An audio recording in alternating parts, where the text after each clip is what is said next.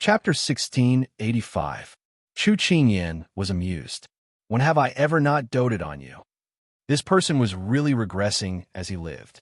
It was as if he had shifted all his focus to her after he had taken off the burden on his shoulders and no longer needed to care about those responsibilities. Whenever there was any trouble, he would inexplicably get jealous. In front of others, he was 1,000 miles away, but behind others, he was domineering and arrogant. To be able to win someone's heart was truly a lifetime's fortune. Xiao Su rested his chin on her shoulder and rubbed his cheek against her cheek. He snorted coldly. But you also dote on others. Jean Xin is not just anyone. In her heart, she had long regarded Jean Xin as her own younger brother. Xiao Su snorted again. He is sheening. What he meant was that he already had someone to dote on. So why should she dote on him? Chu Qingyan finally understood his point. She was both angry and amused. Okay. In the future, I'll only dote on you and the child. Xiao Su said domineeringly. No, the child will have a wife in the future. It's enough that you dote on me. I only have you as my wife. Was this still the same cold-faced king who had despised her age, height, and intelligence when they first met? Time was a butcher's knife. What the hell had happened? Why aren't you saying anything? His deep and pleasant voice was filled with displeasure. Chu Qingyan sighed softly. I'm thinking about the first time we met. Xiao Su's first reaction was to think of the time on Maotsuen Mountain. However, he knew that the first time they met was not the first time she was talking about. And then, how did His Royal Highness, who is feared by everyone, become the king of jealousy who only knows how to be jealous? Her tone was filled with emotion, but it was difficult to hide the teasing tone. As soon as she finished speaking, her legs hung in the air and she lost her balance. She was so shocked that she immediately reached out to hug his neck. Xiao Su leaned close to her ear and laughed so hard that it made her scalp tingle. Oh, so you're despising me now? Oh my God, I was just joking just now. How did the big ice cube change his face so quickly? The tenderness and sweetness disappeared, and it was as if he had turned back into that cold King Yama. She touched her heart and tried to make up for it. No, definitely not. You're still as handsome, and invincible as before. Xiao Su sneered disdainfully. He didn't bite at all. He raised his eyebrows and said coldly, Didn't you miss the old me? Then I'll let you savor it again today. Reminiscing? What the hell was this? While she was in a daze, he carried her and strode towards the bed. Hey, Big Ice Cube, what are you going to do? Chu Qingyan finally panicked. Big Ice Cube wouldn't want to do those indescribable things, right? Xiao Su smiled faintly. That's right. It's exactly what you're thinking now. Chu Qingyan's face immediately turned red. You're shameless. It's okay. I'm shameless. I just want you. Chu Qingyan heard his evil and domineering words, and her face turned even redder. Big Ice Cube had such boyfriend power. He placed her on the bed and took off his mask. Before she could sneak off the bed, he pressed down on her two restless hands with one hand and restrained her waist with the other, preventing her from moving. Chu Qingyan could feel the masculine aura closing in on her and couldn't help but swallow her saliva. The Big Ice Cube had become so dangerous and scary. She couldn't get used to it and couldn't help but negotiate. Big Ice Cube, let's talk nicely. Be careful of the baby in your stomach. Xiao Su stifled a laugh in his heart. She was best at judging the situation. She wouldn't be soft-hearted if she could fight, and she wouldn't be afraid of losing face if she could run. At this time, he continued to tease her. You've already passed the critical period. Appropriate exercise will help you train your body. Chu Qingyan felt that his gaze was unbridled on her body and couldn't help but shrink her body. However, her entire body was shrouded under his body. No matter where she hid, she would still be under his eyes. She started to reflect on herself. What exactly did she do to provoke him? Just at this moment, the hand on her waist suddenly moved, followed by the sound of cloth tearing. Her entire body turned cold, and she couldn't help but look down. PFFF, her clothes were shattered by the Big Ice Cube. Shattered, her heart thumped. Just as she was about to struggle and push him away, he narrowed his eyes and revealed a dangerous smile. Are you satisfied with what you see? Cold-face Owl King. HM? The big ice cube was still conflicted about this. No matter which one it was, she liked both of them. Okay? She blushed and looked up, wanting to explain to him, but she met his teasing gaze.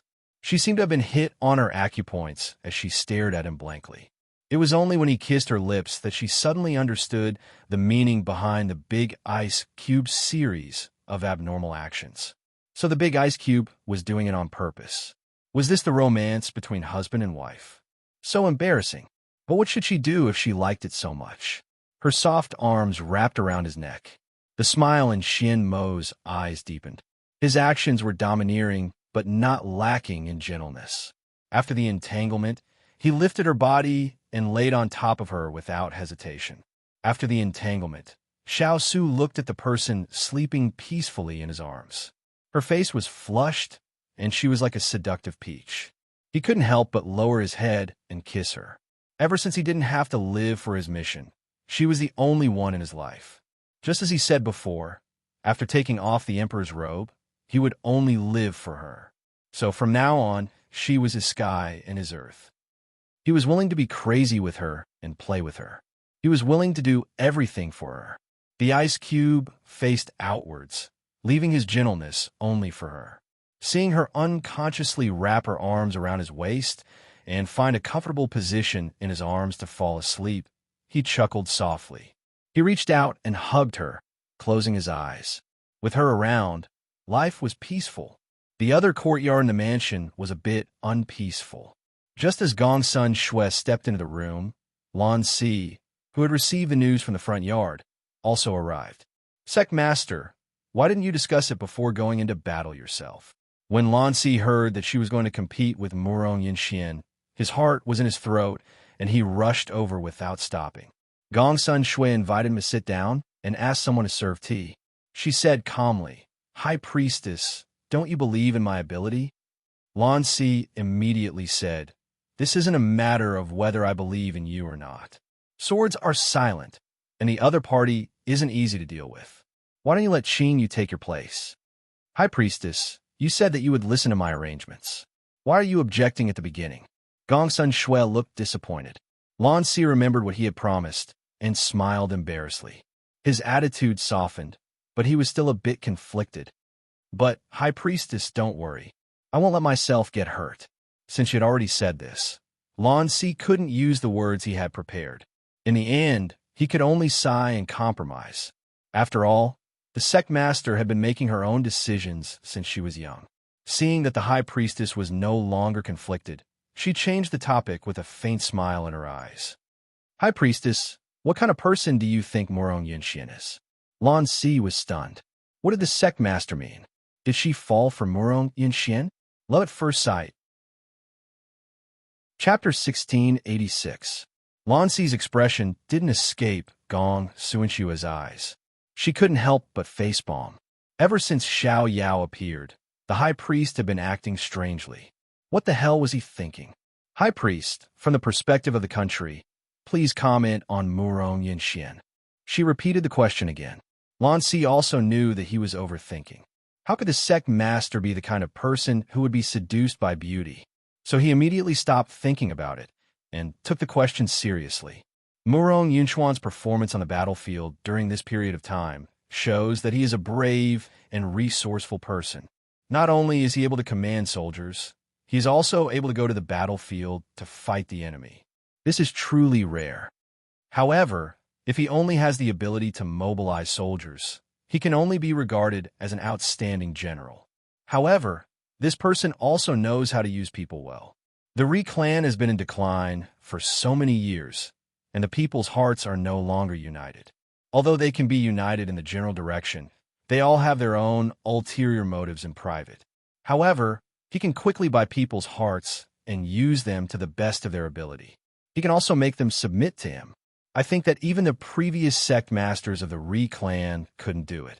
He is skilled in both the pen and the sword, and can fight well. This is a very outstanding leader. However, it is often difficult for people like him to take care of the people after the war. He is slightly inferior in political affairs.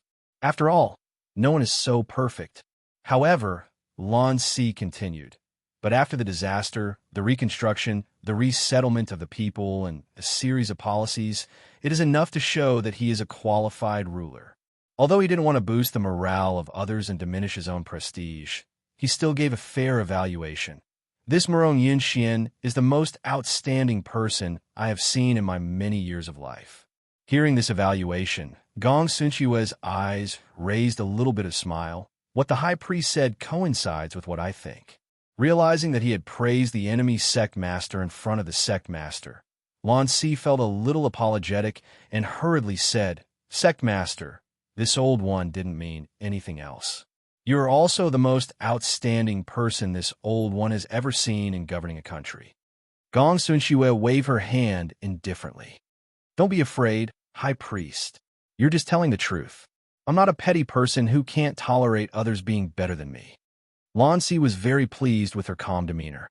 He straightened his back and said, "Sovereign, you have a kind heart, broad vision, resourceful, and know how to make good use of people. As the ruler of a country, this is enough. As long as the civil and military officials are used properly, the generals can charge and break through the enemy lines to protect the country, and the civil officials can build irrigation works to benefit the people. Why do you need to do everything personally? That's why it's a blessing for the world to unify the sun-moon race and take over your position." Gong Sunqiue shook her head in her heart. The high priest had always placed his hopes on her and always forgot about her hidden illness. But at this time, she didn't want to remind him and make him sad. "You're right, high priest," she replied calmly. The high priest seemed to be encouraged. He thought of the competition 2 days later and said confidently, "Sovereign, you must have a well-thought-out plan to use the chess competition.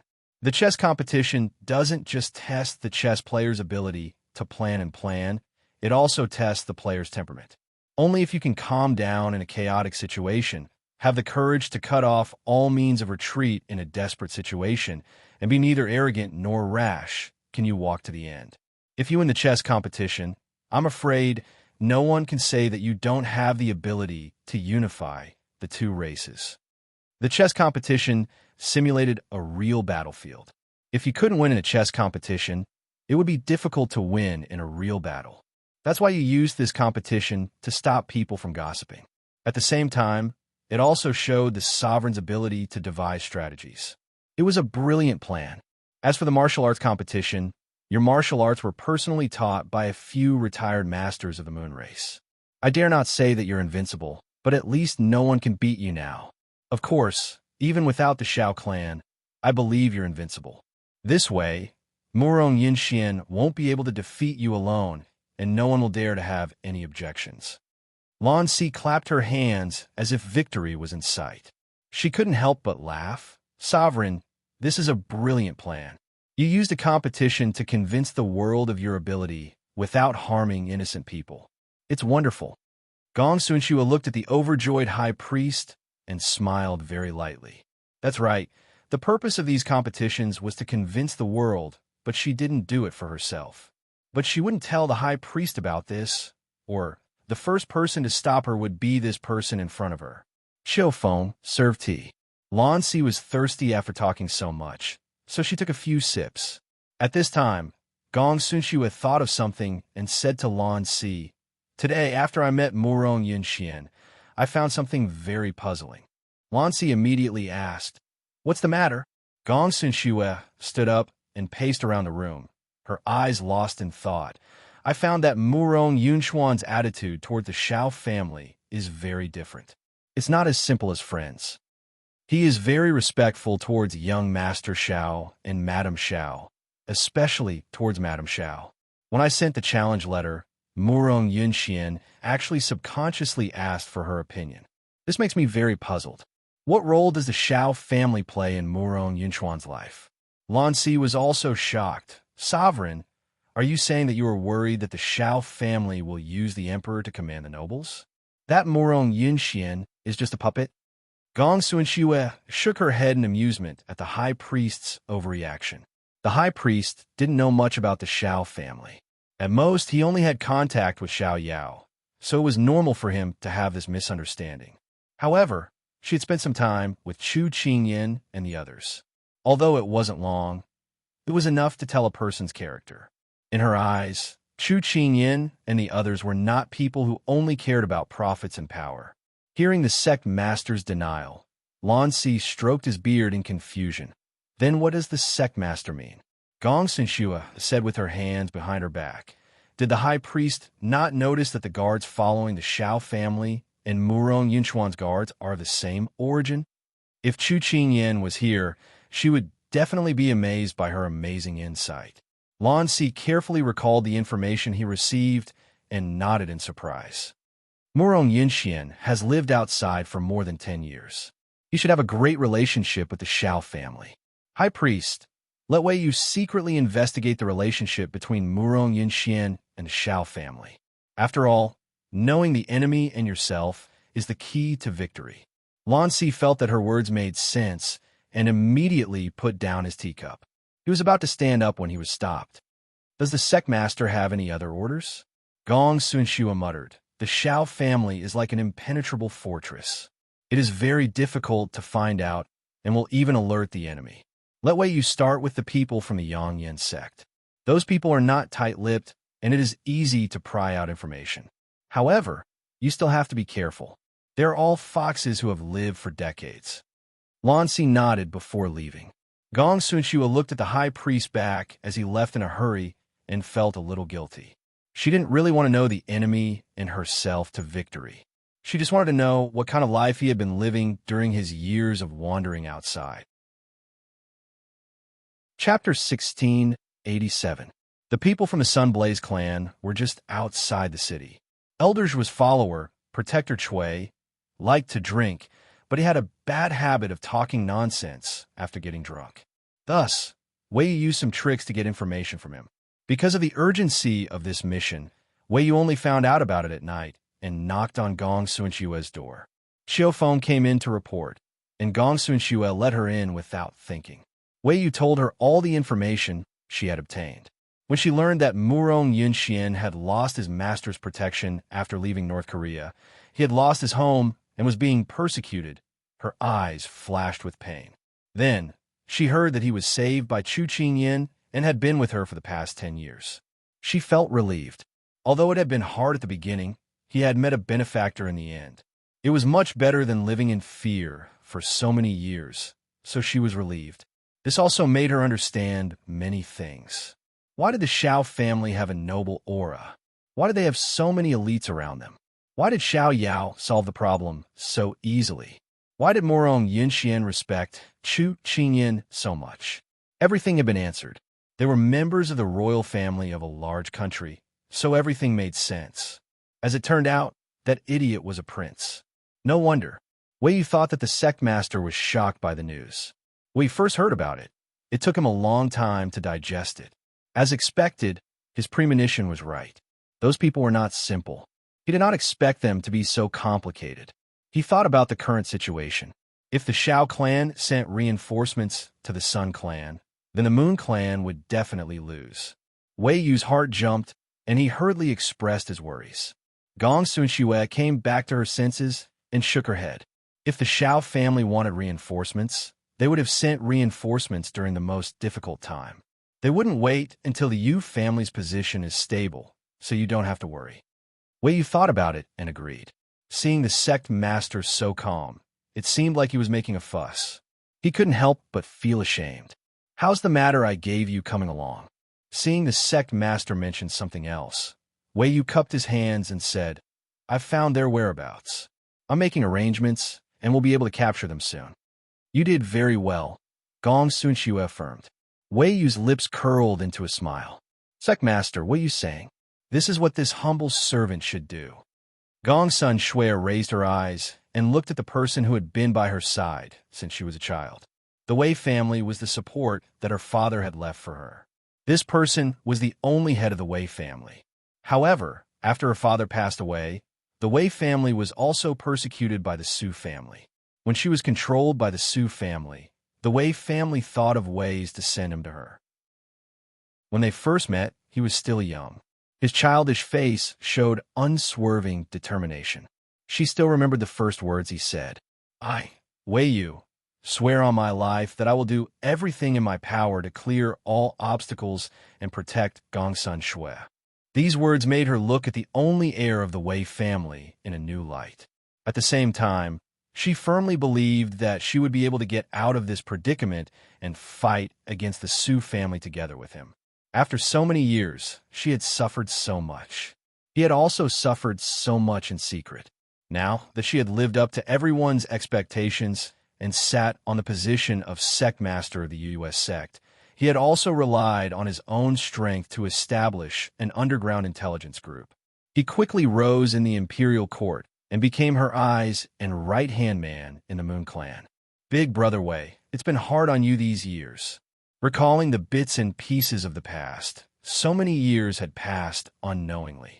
Gongsun Shui forgot her identity at this moment and thanked him gratefully. This Big Brother Wei pulled Wei Yu's memories back to the first time they met more than 10 years ago. The little girl who was not even as tall as his shoulder, but shouldered a blood feud. At that time, she would cry, laugh, and be afraid. She did not have the coldness and calmness after experiencing so much. At that time, he thought that he must do his best to protect her. Unexpectedly, more than 10 years had passed in the blink of an eye. Wei Yu waved his hand. It's not hard. It's what I should do. Gongsun Shui shook her head. In this world, there is no such thing as should or should not. The Wei family has been loyal to my father. Now you have done so many things for me. I don't know how to thank you. Wei Yu smiled. You and your father are both wise masters. The Moon Clan can only be stable and peaceful in your hands. You are worthy of our Wei family's loyalty. As long as the people live and work in peace, the Wei family will be satisfied. Gongsun Shui's eyes moved. Yes, in the future, the people will live and work in peace. The world will be stable and peaceful. You will not be disappointed. That day will come soon. Wei Yu's face bloomed when he heard this. I knew that you would bring us happiness and good health. Gongsun Shui smiled slightly. Seeing that it was late, Wei Yu did not want to disturb her. He said a few more words and left. Gongsun Shui looked at the dark night outside the window. Her eyes were firm. Big Brother Wei, I will not let you down. Because of the Ice Beauty's abnormal behavior these few days, Xiao was annoyed. He wanted to look for her, but he was stopped by Qiu Feng, saying that her sect master was busy with political affairs, so he didn't see her for the entire day. Now, she was lying on the roof, drinking alone. He looked at the Ice Beauty's courtyard through the courtyard wall. He sighed and drank quietly.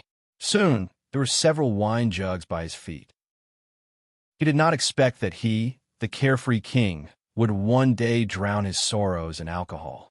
If this news spread to the Sichuan capital, those people would laugh their heads off. Just as he was sighing to himself, his sharp eyes saw a man's figure enter the Ice Beauty's courtyard. Very quickly, he was brought in the room by Qiu Feng. Thinking of how he had been refused entry for an entire day, that man actually managed to see the Ice Beauty so easily. Xiao Yao's eyes widened. A man and a woman alone in a room in the middle of the night. Just thinking about it made his heart itch. He held the wine jug tightly. Soon, the sparkling wine flowed along the cracks of the jug. Under the moonlight, it shone brightly, illuminating Xiao Yao's angry, sad, and indignant eyes. The time it took to brew a cup of tea passed. Half an instant as time passed. What were they doing in the room? Only when his entire body was chilled by the cold did the door open again. He could not see the other person's face clearly. He was furious. He flipped over and walked to the entrance of the Ice Beauty's courtyard. However, that person's movements were fast. He could only see his back from afar. It was somewhat familiar. He grabbed the Yu clan guard's collar and asked with narrowed eyes, who was that person who just left? The person in front of him had a close relationship with his sect master. The guard did not think much and replied, it was Lord Wei. Wei Yu? The guard saw Xiao Yao's cold aura and wondered if he was jealous. He remembered that the high priest had said that this second young master Xiao was likely to enter the sect master's harem. He hurriedly said, Lord Wei grew up with our sect master. The sect master trusts Lord Wei very much. He must have come tonight for an urgent matter. Please don't think too much. Xiao Yao only listened to the first half of the sentence. He automatically blocked out the rest. He remembered that she said that she had no other relationship with him. She lied to him. He snorted coldly and let go of the guard's collar. In a flash, he disappeared. The guard thought that he had seen a ghost. Gong Sun Shue had just taken off her coat when she heard the window open. She immediately turned around vigilantly, wanting to grab the coat on the shelf. However, it was too late. A dangerous male aura approached her from behind, enveloping her entire body. Chapter 1688. It had only been a blink of an eye from when she heard the noise to when the other person approached. It was obvious how powerful the other person's martial arts were. Gong Sun Shue didn't dare to act rashly because the other person didn't do anything other than approach her from behind. Her voice was cold. "May I ask who you are? Why did you barge into my room in the middle of the night?" However, this sentence was like a stone thrown into the sea. The person behind her didn't make a sound. The atmosphere suddenly became strange. Gong Sun Shue didn't know what this person wanted to do. Her clothes were thin and couldn't stand the cold. In this situation, she was at a disadvantage. She didn't know the intentions of the person behind her, but she couldn't waste time with him. So she reached out to take her coat. As long as her body was warm, she would be able to deal with any accidents. But before her hand could touch the clothes, someone grabbed her wrist forcefully, and the scorching sensation made her body stiffen. She didn't want to sit and wait for death. Her left hand could still move freely. She turned around to strike behind her. However, even though she was fast, the other party was faster. He raised his other hand and grabbed her wrist, as if he had anticipated all of her attacks. His body leaned to one side, dodging her kick, and he turned her around and held her in his arms. From behind, it looked like she was being held by her lover. After Wei Yu left, she had extinguished the candles in the room. She didn't expect the other person to take advantage of her. She was in the open and the enemy was in the dark. She was at a disadvantage. Being held in the other person's arms in such an awkward position, it was inevitable that there would be friction. Her clothes were thin, and she quickly felt the warmth from the other person's chest. Her cheeks flushed, but it was from anger. "Who are you? What do you want? Don't think that you can do whatever you want just because you've taken me hostage. I'm not afraid of death." She lowered her voice and said coldly. From the fight, just now, there was no doubt that the person who attacked her was a man, and a man whose martial arts were much better than hers. She couldn't use force. She could only use her wits. A light snort came to her ear. Gong Sun Shue's eyes were cold. Her righteous words were only met with a disdainful snort. Her heart sank. She had been in power for so many years and had cleaned up the court. Needless to say, she had offended many people. To her, assassinations were nothing out of the ordinary. She was not afraid of death, but she still had many things to do. She could not die yet.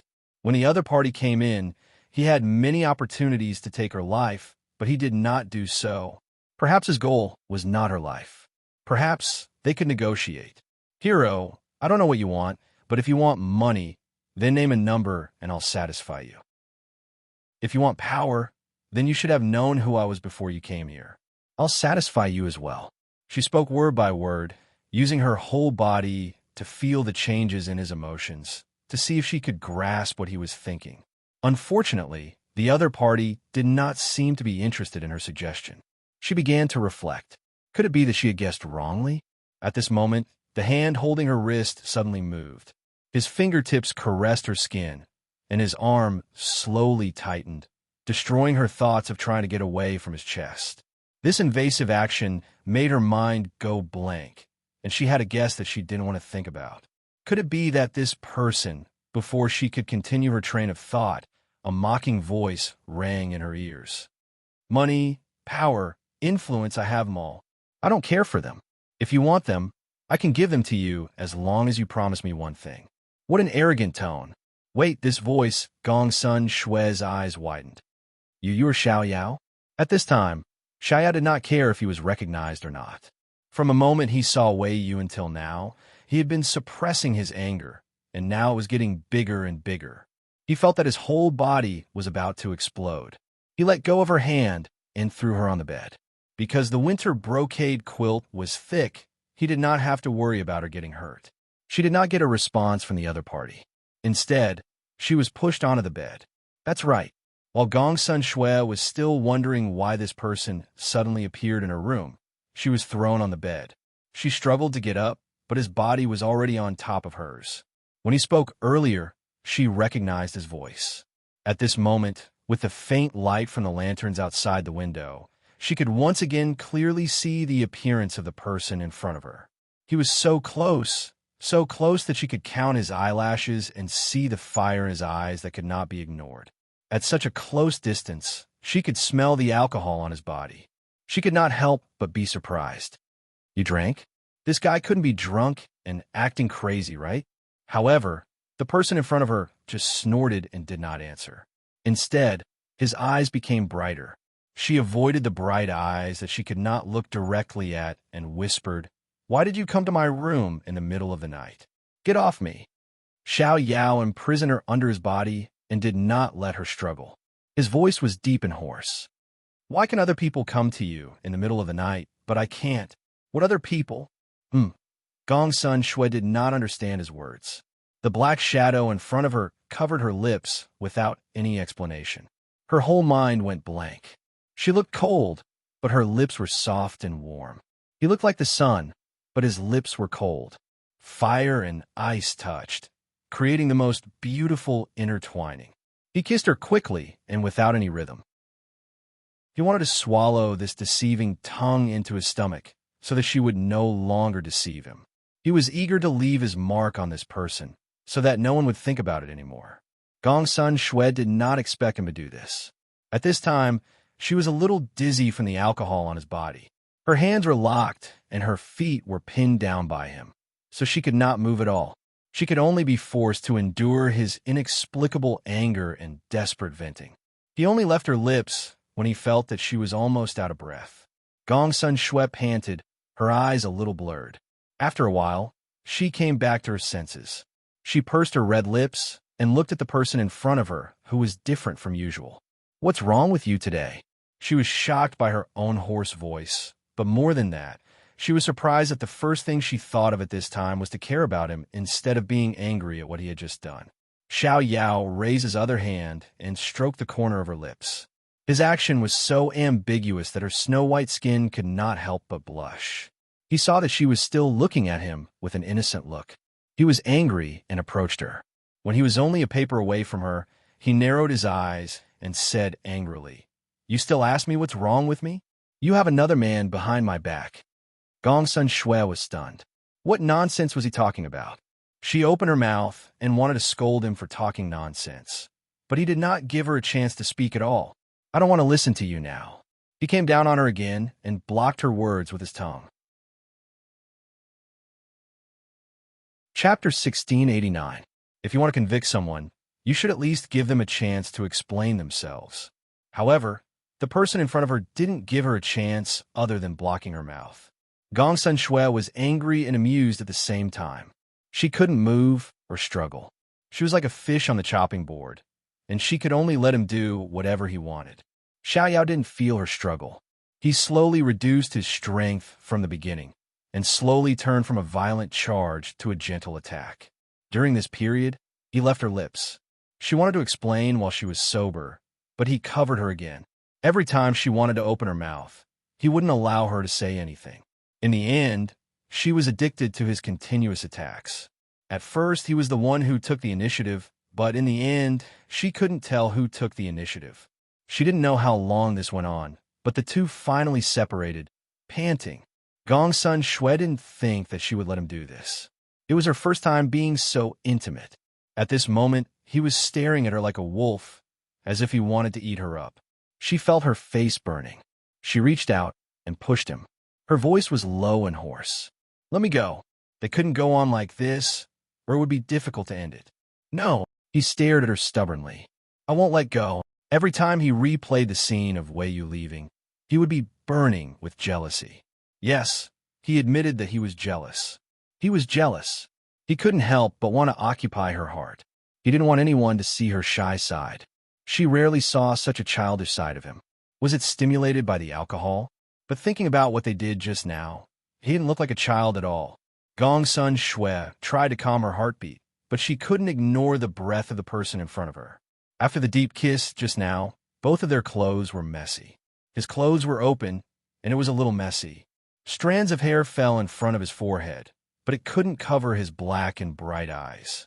That pair of peach blossom eyes seemed to be able to speak. Their affection grew from shallow to deep, and it was like the fragrance of wine on his body.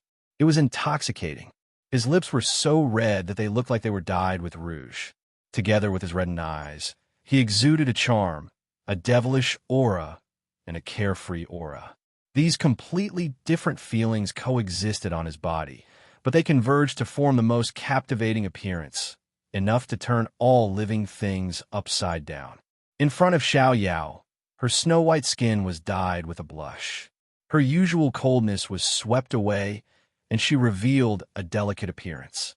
Her snow-white face was as delicate as a hibiscus, causing people's hearts to itch. Her clear eyes were filled with ripples due to her emotions just now. The light from outside shone in and lit up the expression in her eyes. All of a sudden, they were filled with a myriad of colors, sparkling brightly. He recalled the place where his fingers had just touched. Her skin was as smooth as silk, and his heart instantly yearned for it. His arms were on either side of her, pressing down on her sleeves while she pressed down on his clothes. His black hair was intertwined with hers, making it impossible to tell whose was whose. It was clearly the middle of winter, but the temperature in the room continued to rise, and the atmosphere became more and more ambiguous. She pursed her lips and pushed him again. Let's talk things out. I can explain what you said just now. In the gap just now, she finally understood why he was angry. She wanted to explain so that he wouldn't misunderstand, but she still had to let him go first. However, Xiao had already tasted the sweetness, so how could he let her go so easily? Moreover, it was obvious that he didn't want to listen to her and wanted to eat her up first. His body moved with his heart, and his hand had already touched her belt. Gongsun Shui's body stiffened, and she reached out to grab his restless hand. Her face flushed red. "You're drunk." "I'm not drunk," he retorted in a low voice. It was just that the wine didn't intoxicate him, but he was drunk on himself. "Get up first, then we'll talk." If this went on, things would definitely go wrong. She couldn't help but softly coax him again. If it was any other time, he would have been moved by her words, but Xiao didn't fall for it tonight. In order to prove that he wasn't drunk, he leaned over again. However, in order to punish her, he bit her lips. His hand had already broken free from her hand and was roaming all over her body. Ever since Gongsun Shui was young, she had perfected her body and worked hard. She had never done anything between men and women, so when he anxiously lit a fire on her entire body was in a blank state. Perhaps it was because the person in front of her was her sweetheart, so she didn't have any thoughts of resisting. Sometimes, when one's mind couldn't react, a person's subconscious actions would start from the beginning. Just as Xiao was about to untie her belt, Qiu Feng's anxious voice suddenly came from outside the door. "Master, you're not asleep yet?" This subordinate heard some noise and woke up to take a look. The two people on the bed were stunned by this sudden voice. Xiao's hand froze, and he looked at the person on the bed whose clothes were half undone. Gongsun Shui didn't have time to look at his expression. Her gaze was a bit nervous as she looked at the door. The light outside reflected Qiu Feng's figure on the window. Her waist was slightly bent, and it could be seen that she was really anxious. She was about to reach out to knock on the door. "I'm fine. You should go and rest early." This calm voice made the person outside the door feel relieved, but it made the person beside her stare at her in disbelief. Hearing Qiu Feng's footsteps leave, Gongsun Shui's tense heart also relaxed. She let out a sigh of relief, but when she turned around, she met Xiao's surprised gaze. She was stunned and then looked away, not wanting to look at him. She was a bit annoyed and a bit embarrassed. Suddenly, she felt his hand touch her face, and she couldn't help but look back at him. "Why did you do that just now?" Xiao asked softly. If she opened her mouth to call for help, then Qiu Feng would bring people in and there would be no leeway between them.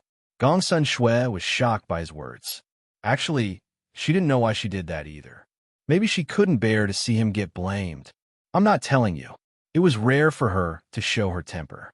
The episode just now had already dispersed the smell of alcohol on Xiao Yao's body, waking him up from his drunkenness. Actually, his alcohol tolerance wasn't bad, but the smell of alcohol had gotten to his head, which was why he did such a thing in a moment of impulse. He silently tidied up her clothes and tightened her belt. Then, he threw himself onto the other side of the blanket and covered his face with his hand. He was dejected and blamed himself. Gongsun Shui was stunned by his series of actions. She turned her head to look at him. Are you all right? He put down his hand and turned his face to look at her. His eyes were slightly stung by her red and swollen lips. He didn't control his strength just now and hurt her. He felt that he wasn't a man. He reached out a finger and tenderly touched her lips. His gaze was as gentle as water. Gongsun Shui was stunned. The him in front of her didn't have the overbearing fierceness from before, nor did he have his usual frivolous attitude. Right now, he was serious and affectionate. It was as if she had become the most precious treasure in his hands. Suddenly, he reached out and tightly hugged her. His voice was as low as a spring. I'm sorry. Chapter 1690. The moment he woke up and saw what he had done to her, he wanted to find a hole to bury himself in. However, no matter what he said or did, he could not make up for the mistake he had just made. Gongsun Shui was stunned by his sudden action. Sensing his guilt and self-blame, she slowly reached out and hugged him. He thought that she would be angry, scold him, or hit him. He did not expect that she would help him out and even hug him. Just as Xiao Yao was shocked, he heard her say, I don't blame you. Gongsun Shui smiled faintly. How could she bear to blame him? It takes two to clap. If she had not unintentionally resisted and deliberately allowed him to do so, she would rather die than live in dishonor and not let him get close to her. If she liked him, she liked him. She just could not control herself. Xiao Yao hugged her even tighter. I shouldn't have done that to you. I was wrong. Gongsun Shui stroked his back and said softly, It's okay. I didn't get hurt. Besides, I was willing. As soon as she said this, she felt his whole body tremble. Then, he looked up happily, his attractive peach blossom eyes sparkling. Really, she had just blurted it out because he was too uncomfortable. She did not expect this guy to react so emotionally. She was a little regretful that her emotions had been swayed by him, and she had said such shameful words. However, in the end, she acquiesced. Xiao Yao suddenly hugged her again, ecstatic. A woman is willing to bear the joy of fish and water with a man, which means that she likes him. Ice Beauty, you like me, don't you? The person who had been rubbing against her shoulder suddenly raised his head and said something that caught her off guard. She looked away unnaturally. What nonsense are you talking about? Get off me. She was lacking in breath. It was obvious that she was trying to cover it up. How could Xiao Yao not see it? He grinned and hugged her tightly. I won't let go. I won't let go. I knew you were the best to me. Wei Yu is not as good as me in everything. You can't look at her again. Gongsun Shui already knew why this person had suddenly barged into her room tonight. She looked at the shameless person in front of her speechlessly. You're talking nonsense again. Wei Yu came over tonight to report something urgent. What are you thinking? So this was the truth. Xiao Yao was a little guilty. It seemed that he had been blinded by jealousy and misunderstood her. Okay, this is my fault. I shouldn't have misunderstood you. He lowered his head and reflected. However, as he spoke, he remembered the guard's words and immediately looked up. Wait, I heard that Wei Yu is your childhood sweetheart. This can't be false, right? Gongsun Shui didn't expect him to know about this, but she didn't think it was a big deal. She said, The Wei family used to be my father's confidants. After my father left, he asked the Wei family to take care of me. Wei Yu was sent to me at that time. She hid her identity and helped me build my reputation. Hearing this version, Xiao Yao couldn't help but feel jealous again. Childhood sweethearts, sharing weal and woe, starting a business together. This kind of relationship was hard to surpass. He really treats you differently. Gongsun Shui couldn't help but laugh at his jealousy. What are you talking about? There's nothing between us. Moreover, Wei Yu has a fiancée. Don't ruin their marriage. Hearing this, Xiao Yao was finally relieved. He couldn't help but hug her and rub her shoulder. I know you treat me differently. I'm so happy. He returned to his usual coquettish and cute self. Gong Sun Shui sighed in relief. This guy was finally normal. Okay, I know what you want to know. Go back. It's late. I'm sleepy. Ever since her hidden illness acted up, she hadn't had a good night's sleep. She had been tormenting him for a long time. Now she was sleepy. They had just talked about a lot of things. Although the ice beauty didn't admit her feelings for him, her expression and behavior couldn't lie. How could he bear to let her go at such a moment? No, I'm not going. You sleep. What about you? I'll watch you sleep. Gong Sun Shui really lost him. People could really be shameless to this extent. She looked at him wrapped around her like an octopus. She really wanted to kick him off, but when she saw his satisfied smile, she suddenly felt greedy. One must enjoy life to the fullest. Don't let the golden cup face the moon empty. Forget it. In the last bit of time, she would treat herself and him better. Thinking that he wouldn't do those embarrassing things again, she closed her eyes in peace. Xiao looked at her with infatuation. He had already sobered up, and his impulses had receded. How could he do anything to her? The best time should be on the wedding night. He kissed her and smiled with satisfaction. Ice Beauty, after you and Jean Xian's competition, I'll go and ask for your hand. I want to marry you. Gong Sun Shui, who had her eyes closed, was shocked. She couldn't recover for a long time. Her heart was filled with sweet and bitter feelings. Xiao looked at the sleeping face in front of him. He felt that he couldn't get enough of it. After a long time, he gradually fell asleep. When she heard the sound of steady breathing beside her, Gong Sun Shui slowly opened her eyes. Her eyes were filled with tears. She reached out and touched his face. She smiled, but her tears fell. I thought that the most difficult time of my youth was the greatest injustice given by the heavens. But after meeting you, I realized that the abyss between us is the cruelest injustice given by the heavens. I really want to reply to you and say that I'll wait for you. But those secrets that I can't tell you are stuck in my throat. I can't say that from the bottom of my heart. Love is separated by mountains and seas. The mountains and seas cannot be reconciled. She raised her head and kissed the corner of his mouth. Swallowing the bitterness, she finally closed her eyes. Sorry, I can't respond to your love. It was a dreamless night. When Gong Sun Shui woke up, she found that the other side of the bed was empty. But the traces of sleep proved that everything that happened last night was not a dream. She rubbed her forehead. Qiu Feng came in with water. Master, you haven't slept for such a long time. I'm really happy. Hearing this, Gong Sun Shui curved her lips. Maybe it was because his scent was too nice, or maybe it was because her heart was very calm with him around. That was why she had a good night's sleep. Indeed, I feel refreshed. Qiu Feng happily helped her wash up. Gong Sun Shui looked at the sun outside the window and asked, "Where is Qin Yu?" "Waiting outside. Ask him to find out where Sect Master Morong is. I want to see him." Qiu Feng was confused. The competition is tomorrow. Why does Sect Master want you to see him today? What if he tries to do something? Don't worry, I know what to do. Go. Qiu Feng couldn't disobey Sect Master's words. While worrying about Sect Master's health, he turned and left. Chapter 1691. Today, everyone discovered one thing, that is, Xiao Yao's mood was very good. Wasn't he smiling while eating, drinking tea, chatting? It was as if nothing could attract his attention as he sat there in a daze, grinning foolishly. The retired emperor couldn't stand it any longer and slapped him. "Stinky brat. I told you to smile, smile, smile. What are you smiling for?" Xiao Yao rubbed the bump on his head, still grinning as he replied, "I'm not telling you. Anyway, it's a good thing." The retired emperor looked at Xiao Su worriedly. This child couldn't have turned silly right. Xiao Su shook his head, indicating that he didn't know either. In another courtyard, Jean Xian had just finished chatting with a few of his confidants when an unexpected person appeared in front of him. "Sect Master Gong Sun?"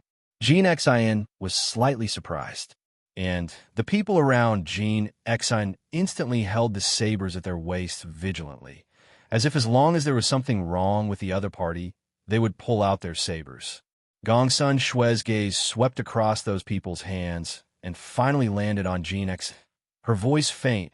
"I was just passing by when I realized that Sect Master Moron was here, so I came over to say hello."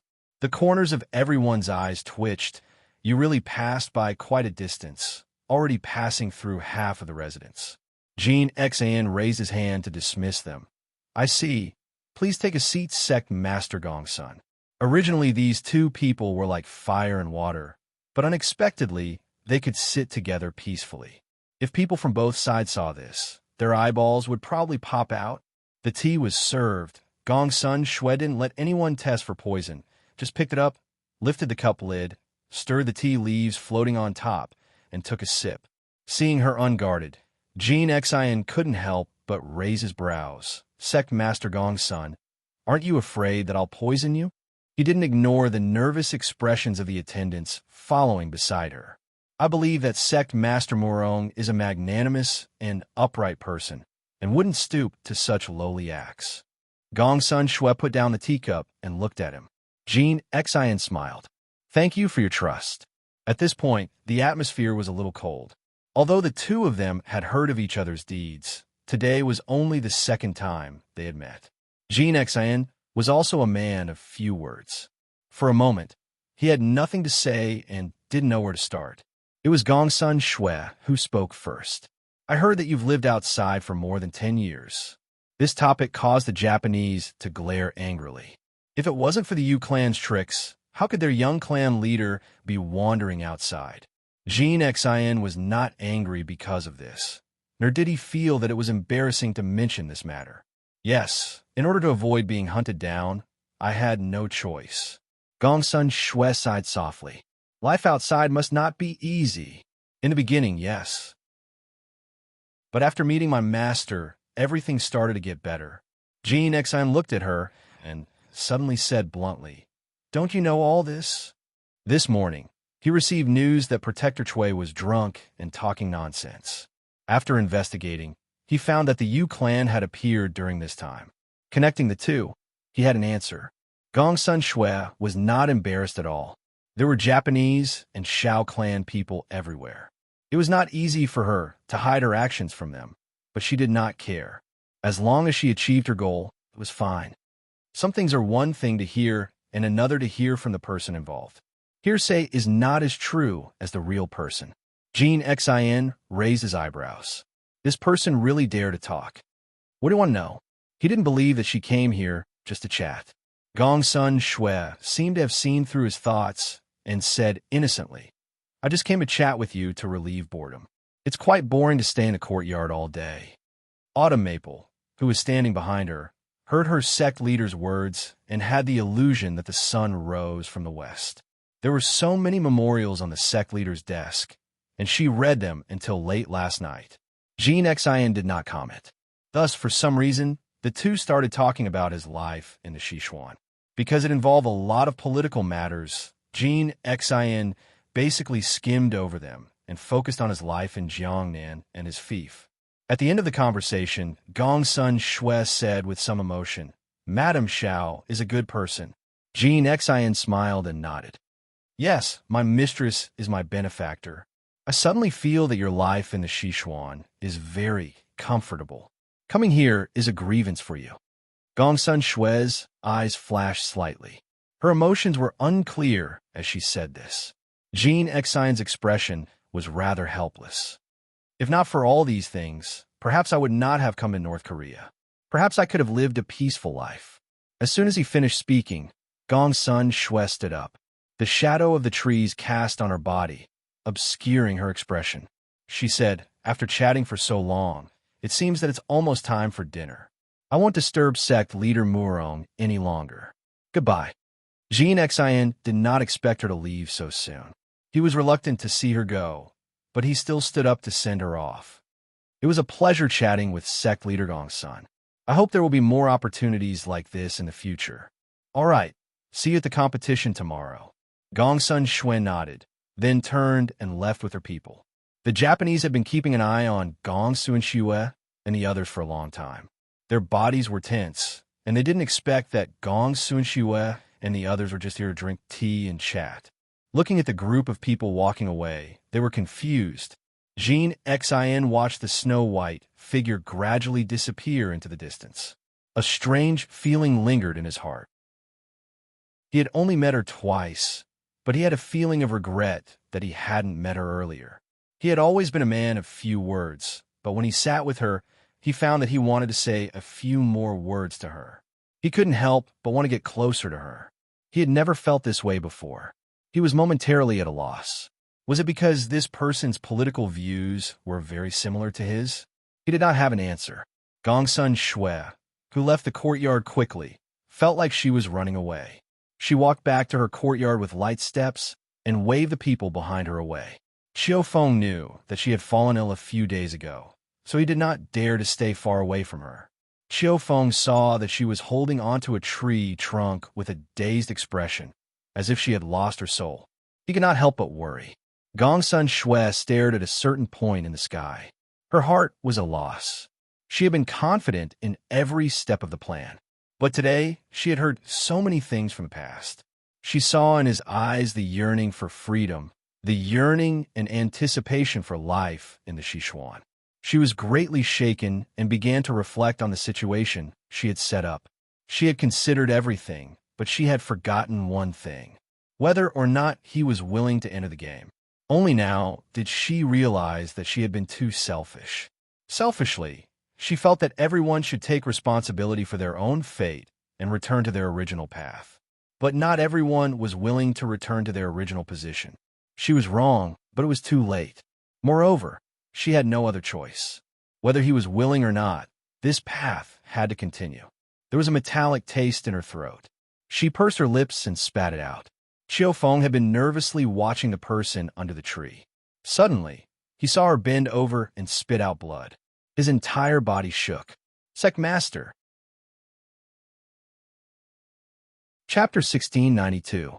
Sect Master, you've been like this for a few days. We can't delay any longer. I'll go find the high priest right now. Xiao Feng said with a sobbing tone. She was scared out of her wits. Gong Xunshui leaned on her and grabbed her hand. Her voice was firm. Don't tell anyone, but...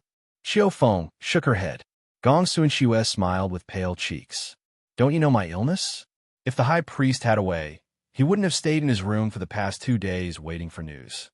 The light in Xiao Feng's eyes dimmed. Sect Master was right. The high priest had been searching for a famous doctor for the past half a month, but to no avail. Are we just going to let you get worse every day? Even so, Xiao Feng couldn't convince herself to just watch and do nothing. After spitting out the blood, her chest felt much more relaxed. She used Autumn Maple's arm as support to stand up. I know my own body best. If there's no way to solve this hidden illness, why should I let more people worry and make them worry? Seeing that Xiao Feng still wanted to say something, Gong Xunshui shook her head and stopped her. Tomorrow is the competition. Do you want to destabilize the army? We don't only have the Japanese as an external threat, we also have internal problems. No matter what, we can't make any more mistakes. Hearing this, Xiao Feng bit her lip and nodded. Sect Master, I didn't think it through. Gong Xunshui was relieved to see that she had convinced Xiao Feng. At this critical moment, they couldn't make any mistakes. Otherwise, all her efforts would be for naught. She patted the back of her loyal subordinate's hand. Don't worry. If I can live, I won't give up any chance. Let's get through this crisis first. I cherish my life more than any of you. After all, I still want to see the Yu clan prosper and the people live in peace. Xiao Feng's eyes reddened again. I understand. I won't be a burden to the Bamboo clan. I only hope that after this incident, you can come clean with the high priest and stop hiding your illness. Gong Xunshui rubbed her head. Okay. Xiao Feng was relieved to see the sect master agree. She helped her into the house.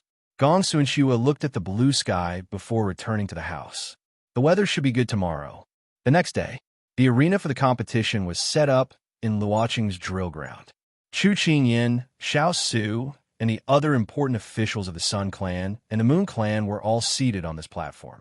The other 2 platforms were for Gong Xunshui and her trusted aides. They were placed at the 2 ends of the drill ground, which was equivalent to the rear of the battlefield. It was convenient for them to give orders, and no one would be able to spy on them. Because the two sides had already discussed the content and method of the competition, the first chess match began very quickly after the two sides met. Chess battles used people as chess pieces and soldiers as formations. Not only did it test the intelligence and farsightedness of the players, it also tested their decisiveness in killing. It was the best way to test a person's wisdom, patience, and perseverance. Gongsun Xue was well-versed in the art of war since she was young. Although she had never led an army in battle, she was not an armchair strategist. She applied all her knowledge to the imperial court. Otherwise, she would not have been able to slowly control the imperial court from a puppet sect master. She gained real power and forced Su Yu into a corner. But in the end, he still fell into her trap and could not make a comeback. However, she did not leave any traces behind. Most people thought that Su Yu's greed was like a snake trying to swallow an elephant, which was why he brought about his own destruction. In fact, as long as one knew a little about politics, they would be able to detect the secret of this woman's methods. She was terrifyingly smart, and not only was she smart, she was also extremely patient. Perhaps even men could not be like her, calming down and using 3 to 5 years to set up a trap. Therefore, she was not inferior to experienced veterans.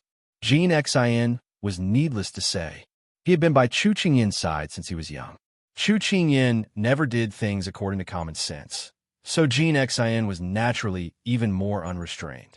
When he used schemes, he could sometimes cut in from tricky angles that others could not think of.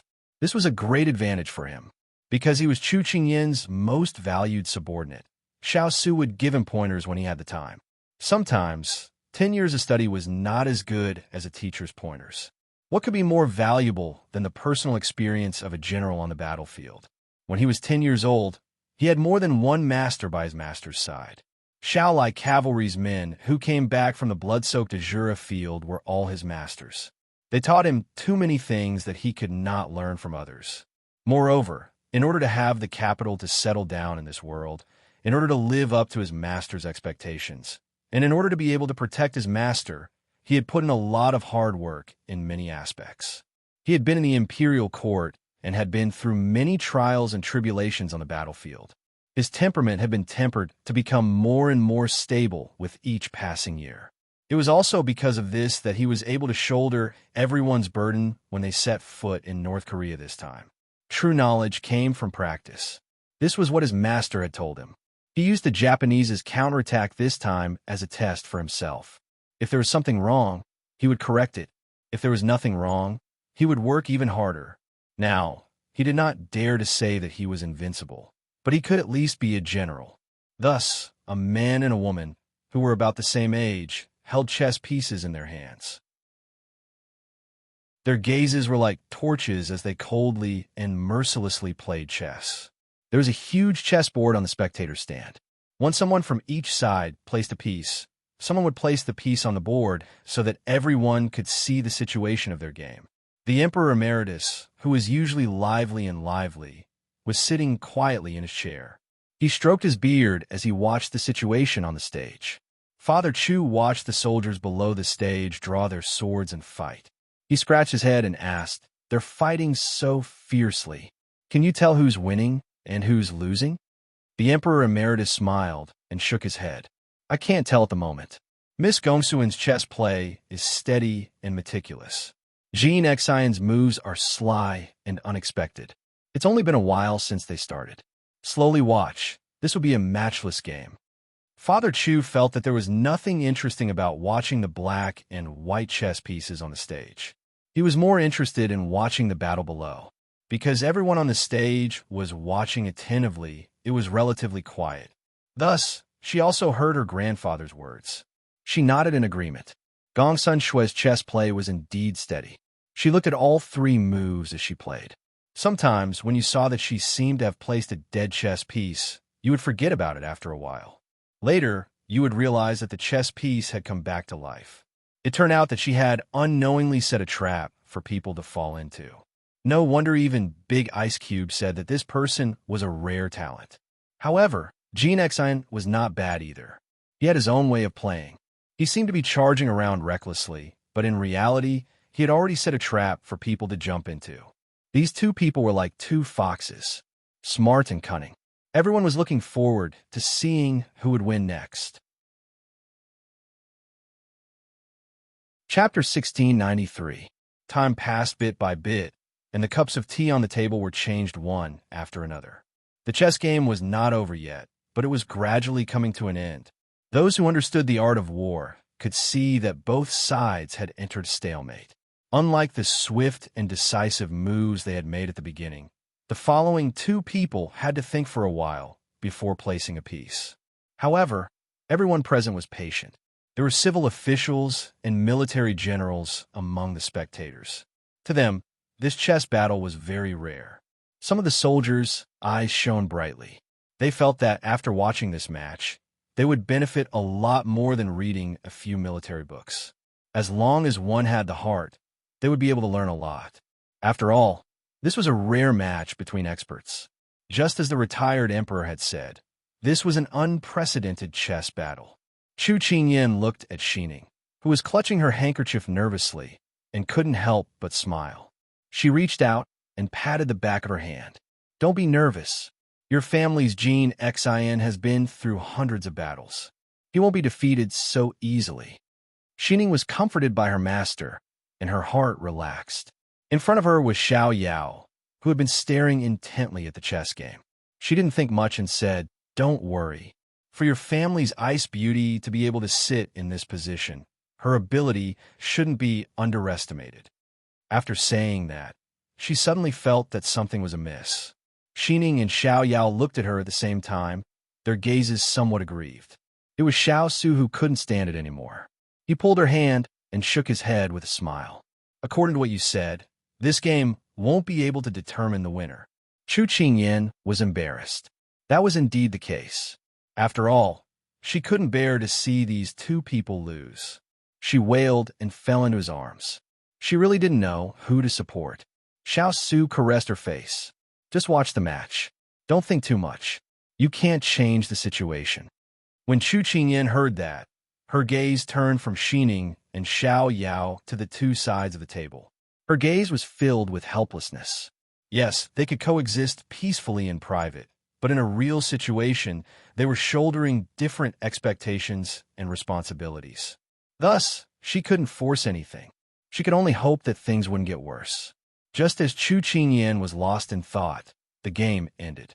A calm and clear voice without any regret came from the stage. "I've lost. Sect Master Murong is indeed a young talent. I accept my loss wholeheartedly. Sect Master Gongsun is too humble. I was just lucky." The conversation between the two sides ended the game. Chu Qingyan looked at the chessboard in a daze. The black pieces were almost all eaten up, and the white pieces occupied most of the land. Gongsun Shui was black, and Jin Xin was white.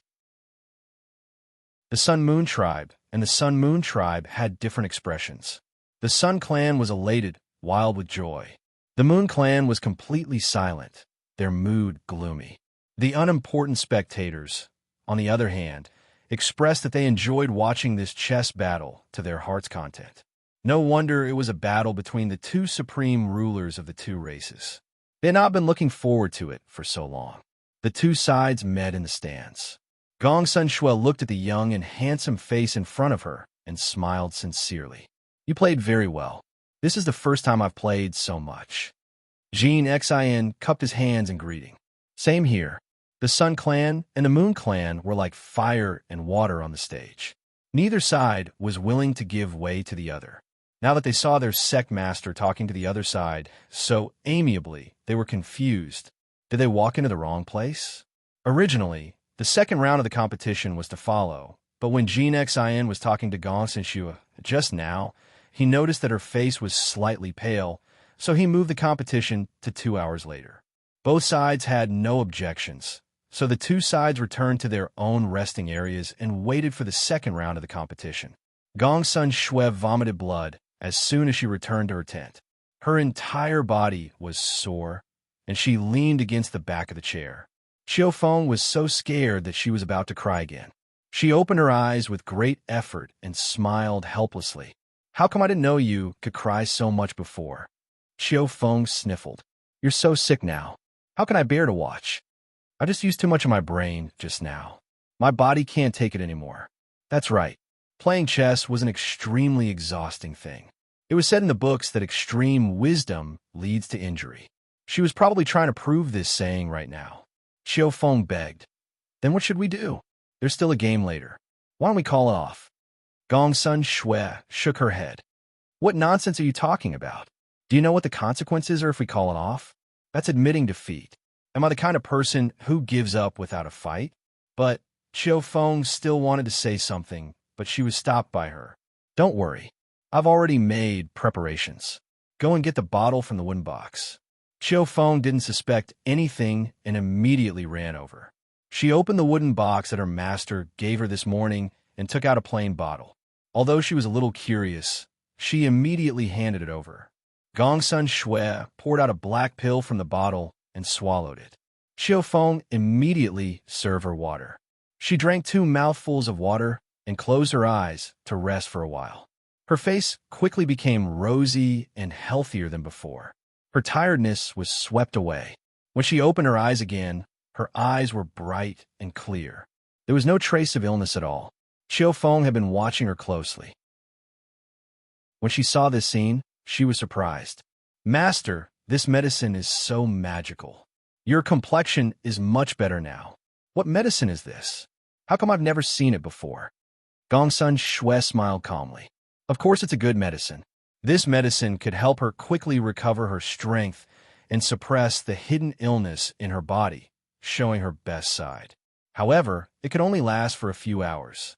Once the medicine lost its effect, her body would deteriorate very quickly. It would be even more serious than before. After all, it was a medicine of the tiger and wolf. But she had no other choice.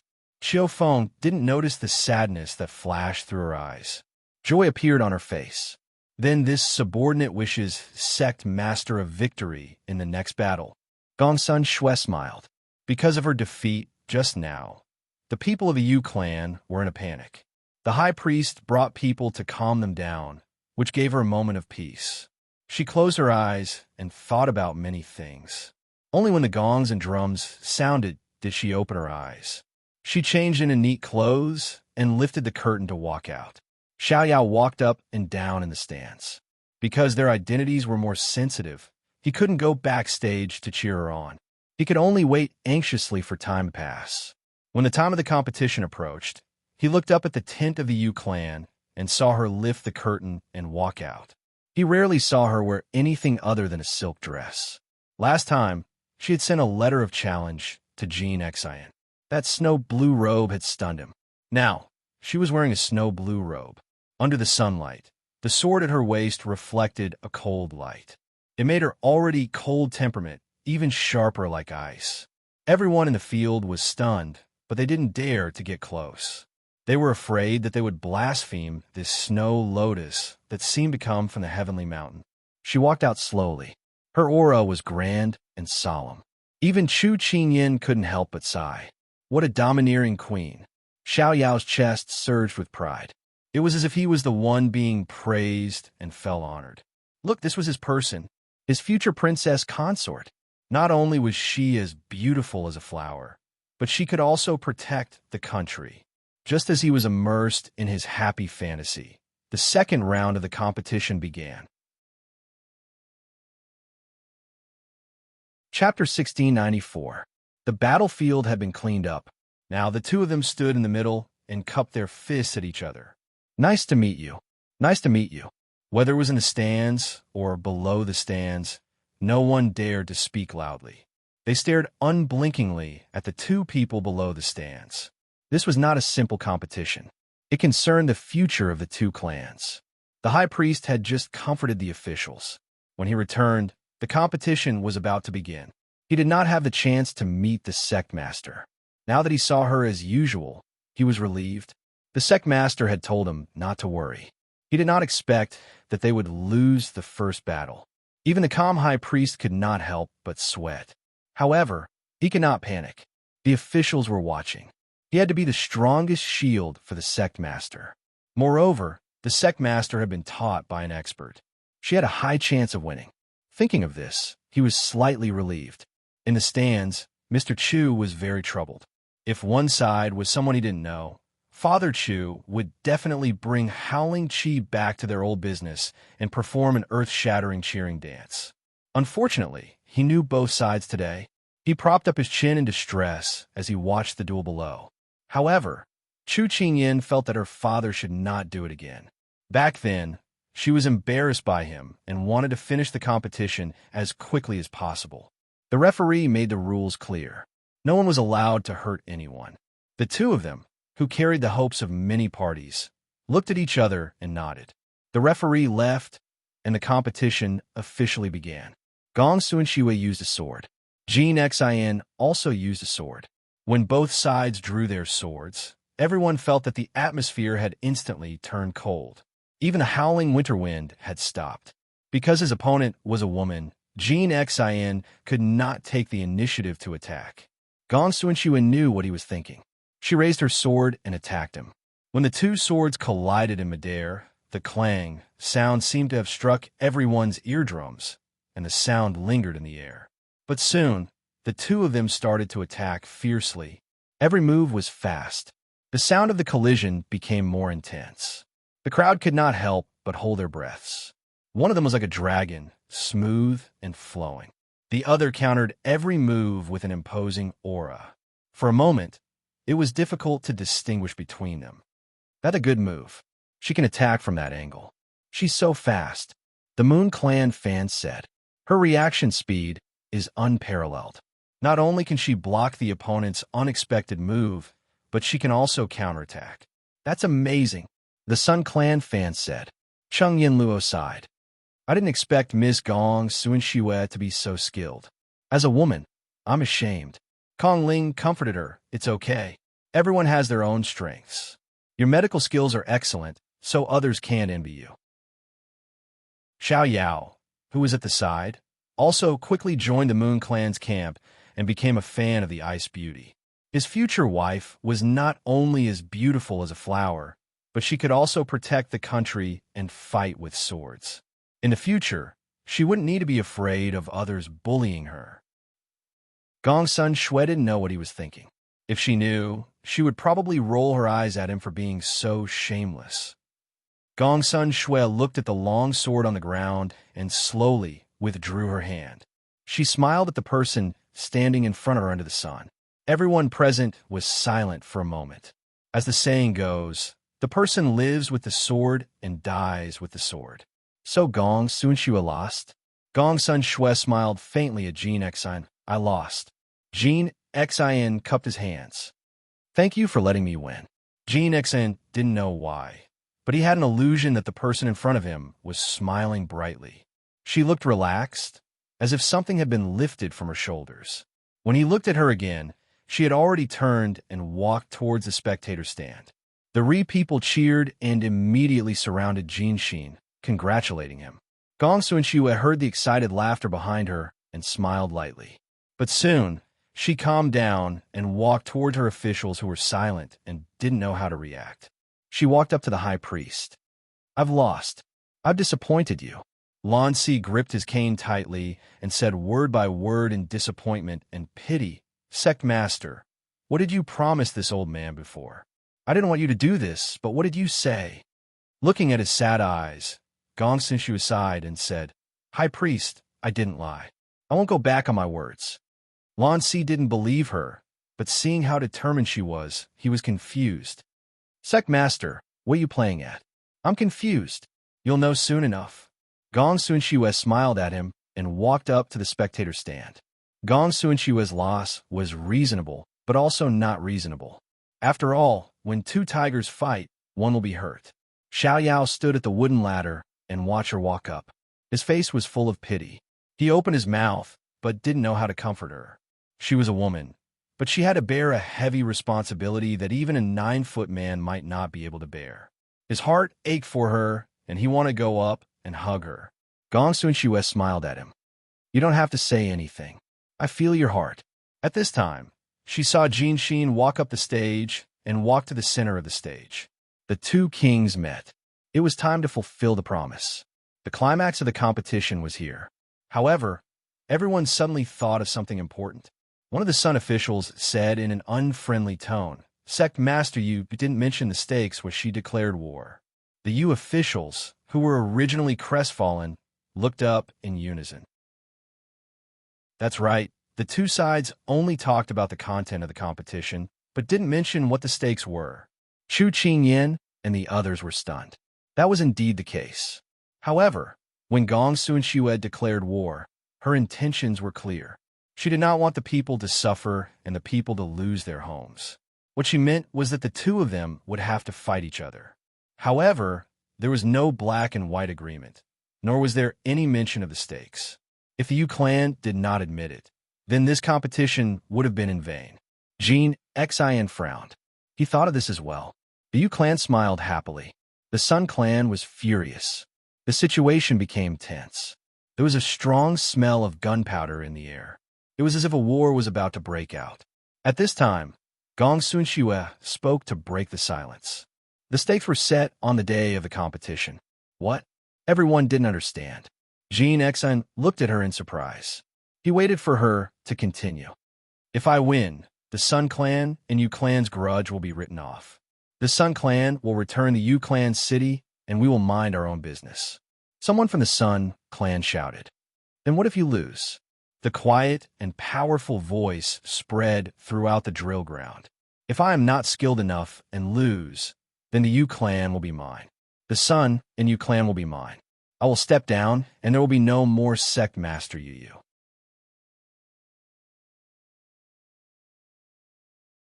Chapter 1695. If my skills are not good enough and I lose, then I will give up the Moon Clan's empire. The Sun and Moon Clan will be one family. If I step down, there will be no more Sect Master of the Moon Clan. These words were powerful and resonant, but they were like a bolt of lightning that exploded in the crowd. Not to mention the Moon Clan, even the Sun Clan felt that this surprise was like a tornado. Jean Xian was also shocked, but before he could react, the Moon Clan's camp was the first to disagree. Sect Master, you can't do this. Yes, Sect Master, how can you give up the empire? Gong Sunxue, our Moon Clan doesn't have such a weak Sect Master. The Moon Clan doesn't have such a useless leader. There were more and more objections, and the scolding became more and more unpleasant.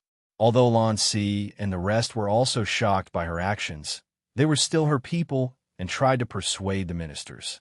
In a court, there were many camps and many factions. There were endless internal conflicts, but it was also a way to maintain the court. However, once they lost common interests, they would unite just like now. High Priest, why are you still speaking up for her? If you don't have the ability, don't take on the porcelain job. If you don't have the confidence to win, why do you still want to issue a challenge? You're obviously giving the empire away. Sect Master might have her own difficulties. The Sun Clan is so arrogant. If she doesn't do this, the flames of war will continue. Let's fight. We can't allow the empire to be handed over to someone with a different surname. We can't coexist peacefully with the Sun Clan. The hatred between the Sun and Moon Clan can't be resolved. That's right. I thought that the Sect Master could lead us to prosperity like the previous Sect Master. I didn't think that the Moon Clan's foundation would be destroyed in her hands. If the previous Sect Master was still here, he would be angered to death. The objections became more and more intense. Even if there were people who spoke up for Gong Sunxue, they were quickly drowned out by the anger. Chu Qingyan and company saw this and could not understand Gong Sunxue's actions. Actually, such a bet that was not set up properly could be denied. What's more, from the looks of it, this was Gong Sunxue's decision alone, and no one else knew about it. This made them even more confused. Xiao looked at the ice beauty, who was being criticized by everyone, and his heart ached. He strode forward and stood beside her, holding her hand as if this was the only way to support her. When she said this, she had already expected the result, so she wasn't too surprised. However, Xiao didn't hesitate to stand by her side, which made her feel a little touched. It turned out that when everyone was pointing fingers at her, there was someone who could stand by her side despite the abuse. This feeling was really good. Are you all right? What can I do for you? Gong Sun Shue felt that if there was anything in this world that she could not bear to part with, it would probably be the person beside her. At this time, when the Japanese heard the Yu people's insults, they woke up from their shock and joined the insults. You make it sound like we're robbing you. It's clearly your sect master who lost to us. Luckily, sect master Gong Sun knows what's good for him. Otherwise, we would have besieged the city tomorrow, and your empire would have been ours sooner or later. What do you mean people with different surnames? Why didn't you say this when you took over our empire? Don't just let the officials do whatever they want, but not the common people. At first, it was just the Yu people arguing, but now that the Japanese were involved, the two sides began to fight. The civil officials were arguing, while the generals rolled up their sleeves and prepared for a big fight. Because Jin Xin and Gong Sun Shue were smart enough to only bring a few hundred officials, the two sides retreated far away from the city, so it didn't cause too much chaos. But even so, the situation was getting out of hand. Jin Xin saw the public's anger and wanted to ask Gong Sun Shue to make a new bet. For example, the two sides would not attack each other for 50 years, but the Japanese officials were already red in the face. He was afraid that if he said that, he would suffer the same fate as Gong Sun Shue. He would be considered a traitor, so he could only swallow his words. His gaze turned from the audience to Gong Sun Shue. To be honest, he really couldn't see through this person. No one would be so generous as to give up their empire. Chu Qingyan was a little worried that these people would explode and destroy the stage. Some people had already started fighting. If she wasn't pregnant and didn't have to worry about hurting herself, she would have clapped her hands and cheered for these people. This was the first time she had seen so many adults who didn't know martial arts fighting. Xiao Su reached out to protect his little wife. His brows were tightly furrowed. With so many people gathered below the stage, it would be difficult for him to take the little one away safely. If he knew this would happen, he wouldn't have listened to her suggestion and brought her to watch the fight. Seeing the situation getting worse, Xiao Su said coldly to Gong Sun Shue, "Are you still not going to clean up? It will only get worse later." Xiao Su's words of reprimand stopped in his throat. When he saw Gong Sun Shue standing there calmly, as if everything was under control, the anger in his chest subsided by half. For Xiao Yao's sake, he wouldn't embarrass her. Otherwise, he would directly summon the Xiao-like cavalry and tie up these troublemakers directly. This was a small matter. He could still do it. Hearing this, Gong Sun Shue looked in the direction of Xiao Su and saw that everyone was looking at her with different expressions. She thought that her actions just now must have frightened them. Feeling that the time was right, she nodded and then motioned for Xiao Yao to let go of her hand. Xiao Yao received the message in her eyes. Although he was reluctant, he still respected her and took a step back. However, he still stood by her side, using his actions to tell her that no matter what happened, he would protect her.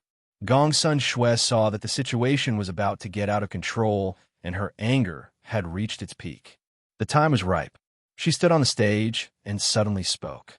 Using her internal energy, she spread her voice across the entire drill ground. "Everyone, please don't be impatient. Quarreling won't solve the problem." This person's voice was like the spring rain that was silent and immediately extinguished most of the people's impatience. Those who could hold their own in the imperial court were of course smart. Just now, they were just impulsive.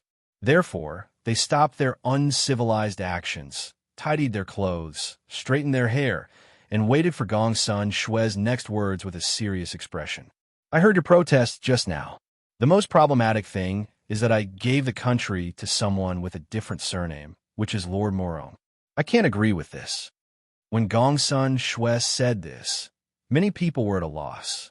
Did the Lord take the wrong medicine? Did she know what she was talking about?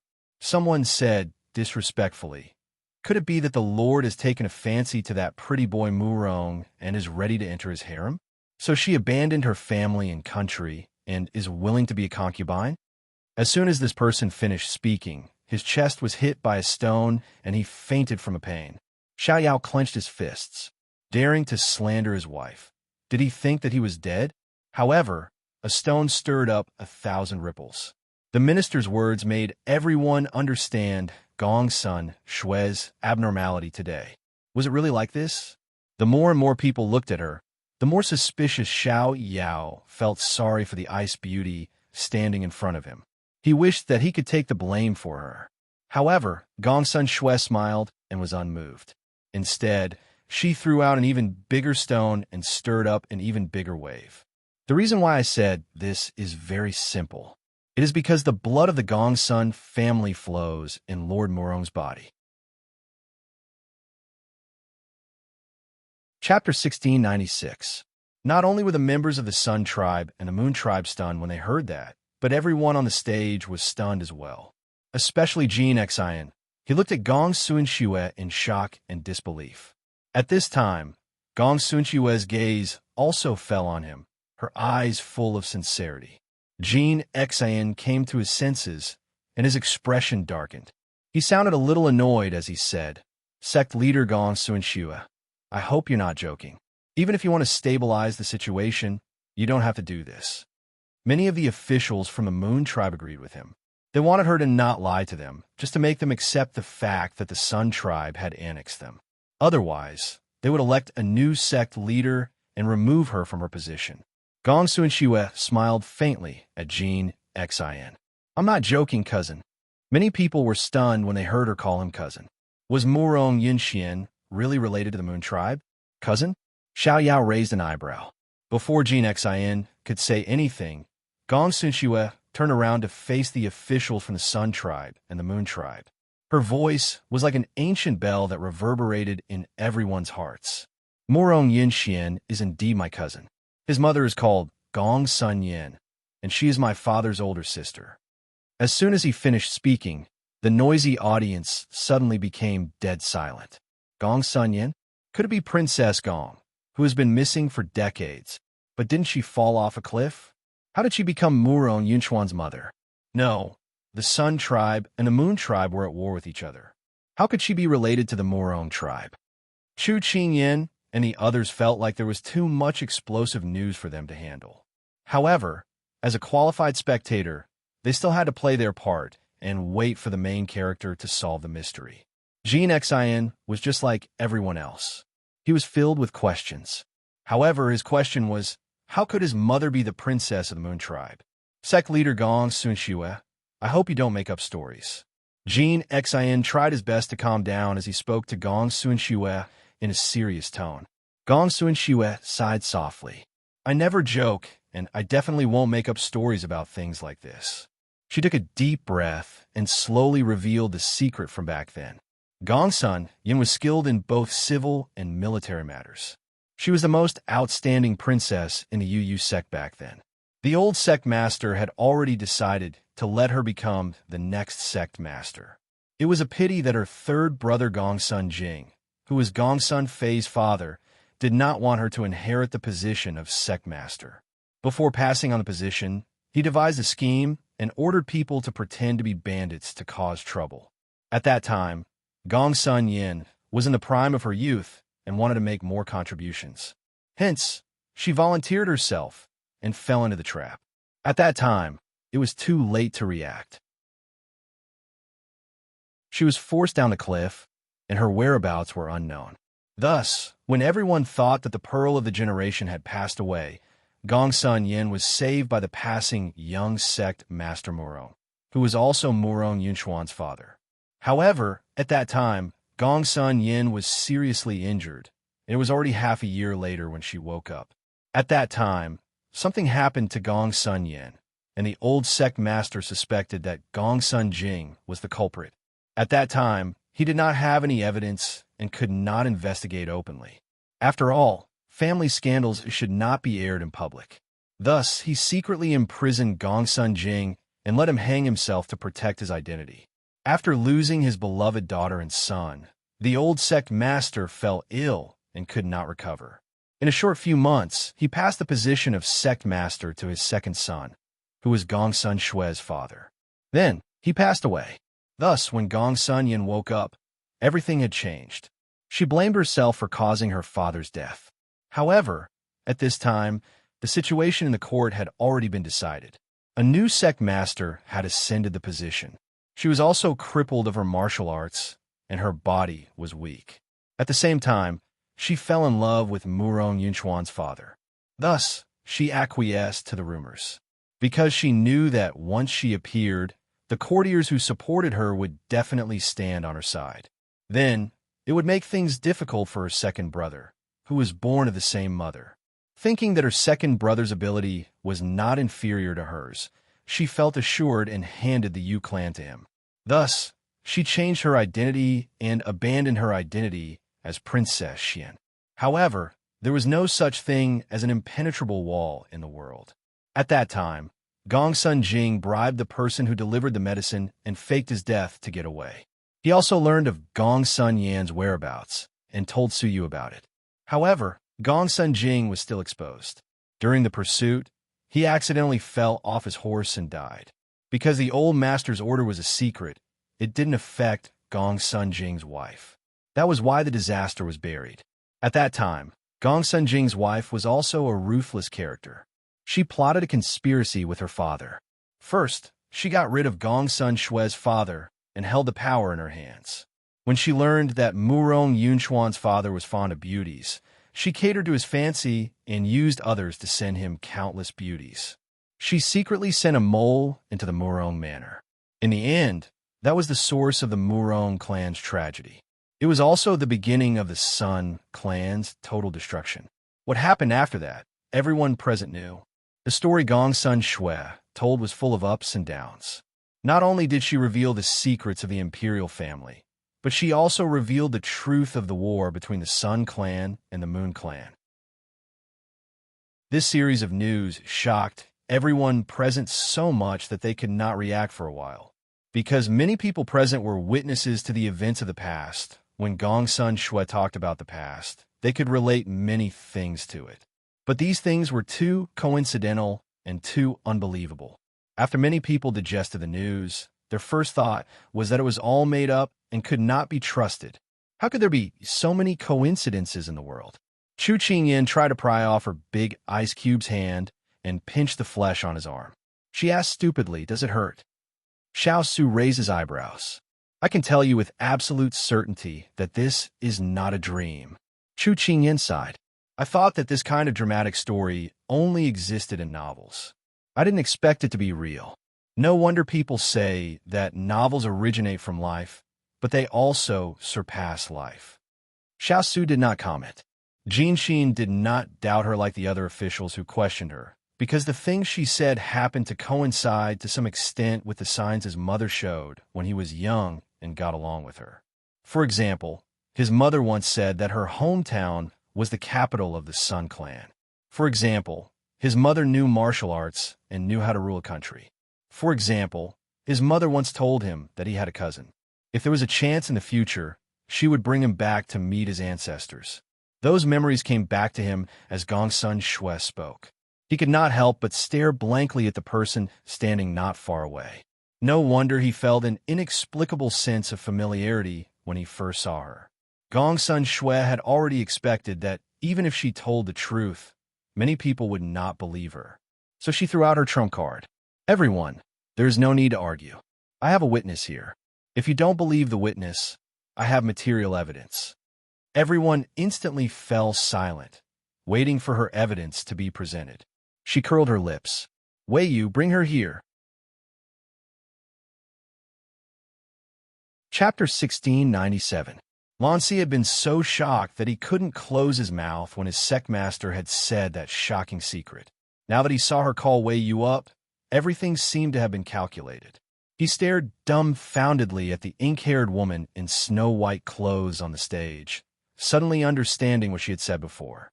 So that was what the successor meant. His sect-master would not be muddle-headed when it came to important matters. Although he was very unwilling to let Jiangshan merge with the Sun clan, he could not drag his sect-master down at this time. Thus, Lan Si immediately said a few words to his aides and told them to go down and persuade the court officials. At the very least, they could not let them ruin their own people's stage. Just as Lan Si was about to move, Wei Yu had already brought someone up. That person was covered in filth and looked extremely pathetic, but there were still people who recognized him. "Isn't that Elder Su? It's actually Suyu." When Turin, Hualing, and the others heard this name, They immediately gripped their weapons. Their eyes were like torches, as if they wanted to stare a hole through that person. This person was the main culprit who hurt Feng Ling. It would not be too much to cut him into pieces. Soon, Wei Yu brought her people up to the stage. Su Yu felt the killing intent from the stage and couldn't help but shrink his neck and kneel down obediently. Gong Sunxue gave Wei Yu a look. Wei Yu understood and said to the people on and off the stage, "Everyone is not mistaken. This person is Su Yu, the one who plotted to kill Princess Chong and took over as sect master Gong Sunxue. In the end, he betrayed the Moon Clan and started the war between the Sun Clan and the Moon Clan. Su Yu, you were also below the stage just now. Do you have anything to add to the things I said?" Gong Sunxue asked coldly. Su Yu wanted to checkmate her at this time, but unfortunately, Wei Yu had given him poison before he went up on stage. If he dared to lie, then what awaited him would be a life worse than death. Moreover, his wife and children would die without a burial ground. When he thought of this, he did not dare to disobey. "That's right. Everything you said is true. Princess Chong's death, your father's death, they were all planned by me. It's a pity that I let this brat escape back then. Even when I sent people to Sichuan, they did not eliminate you completely. This is my only failure." When Su Yu said this, he glared fiercely at Jin Xin. With that said, Jin Xin remembered that the person who had chased him all the way to the Sichuan was none other than the person in front of him. Jin Xin narrowed his eyes. If it weren't for the fact that the person in front of him was still a little useful, he would have turned him into ashes to avenge his mother and master. Sensing the cold killing intent coming from Jin Xin, Su Yu was so scared that he shrunk his neck back. Then, like spilling beans, he spilled out all the bad things he had done. As the person involved, Su Yu naturally spoke in detail, leaving no loopholes. Even those who wanted to talk nonsense could not find any flaws. Moreover, the things that happened back then were not without clues. The old officials who supported Princess Chong's ascension to the throne were still in the imperial court. They had long suspected Princess Chong's sudden disappearance. Now that Su Yu's details matched up, many people's eyes turned red and wanted to tear him apart. After Su Yu spoke a lot, Wei Yu also took out the letters he had secretly contacted back then. These letters spanned more than 10 years. Some of them were already yellowed, while others were still very new. They had a seal on them, so they cannot be faked. Not only were the crowd amazed, but there was also probably no case that could have such detailed witness and material evidence. Apart from the crowd, Su Yu looked at Gong Sunxue in horror. "When did you get these letters? I clearly remember that they were burned. Could it be that she had already planted a spy in his identity?" Su Yu suddenly felt a chill run down his spine. How shrewd was this person? She even managed to fool him. Gong Sunxue smiled coldly. She did not want to talk to him anymore. She waved her hand and had someone take him away. At this point, the truth was already set in stone. With such conclusive evidence, no one dared to doubt it anymore. Gong Sunxue glanced at the different expressions on the crowd's faces and curled her lips.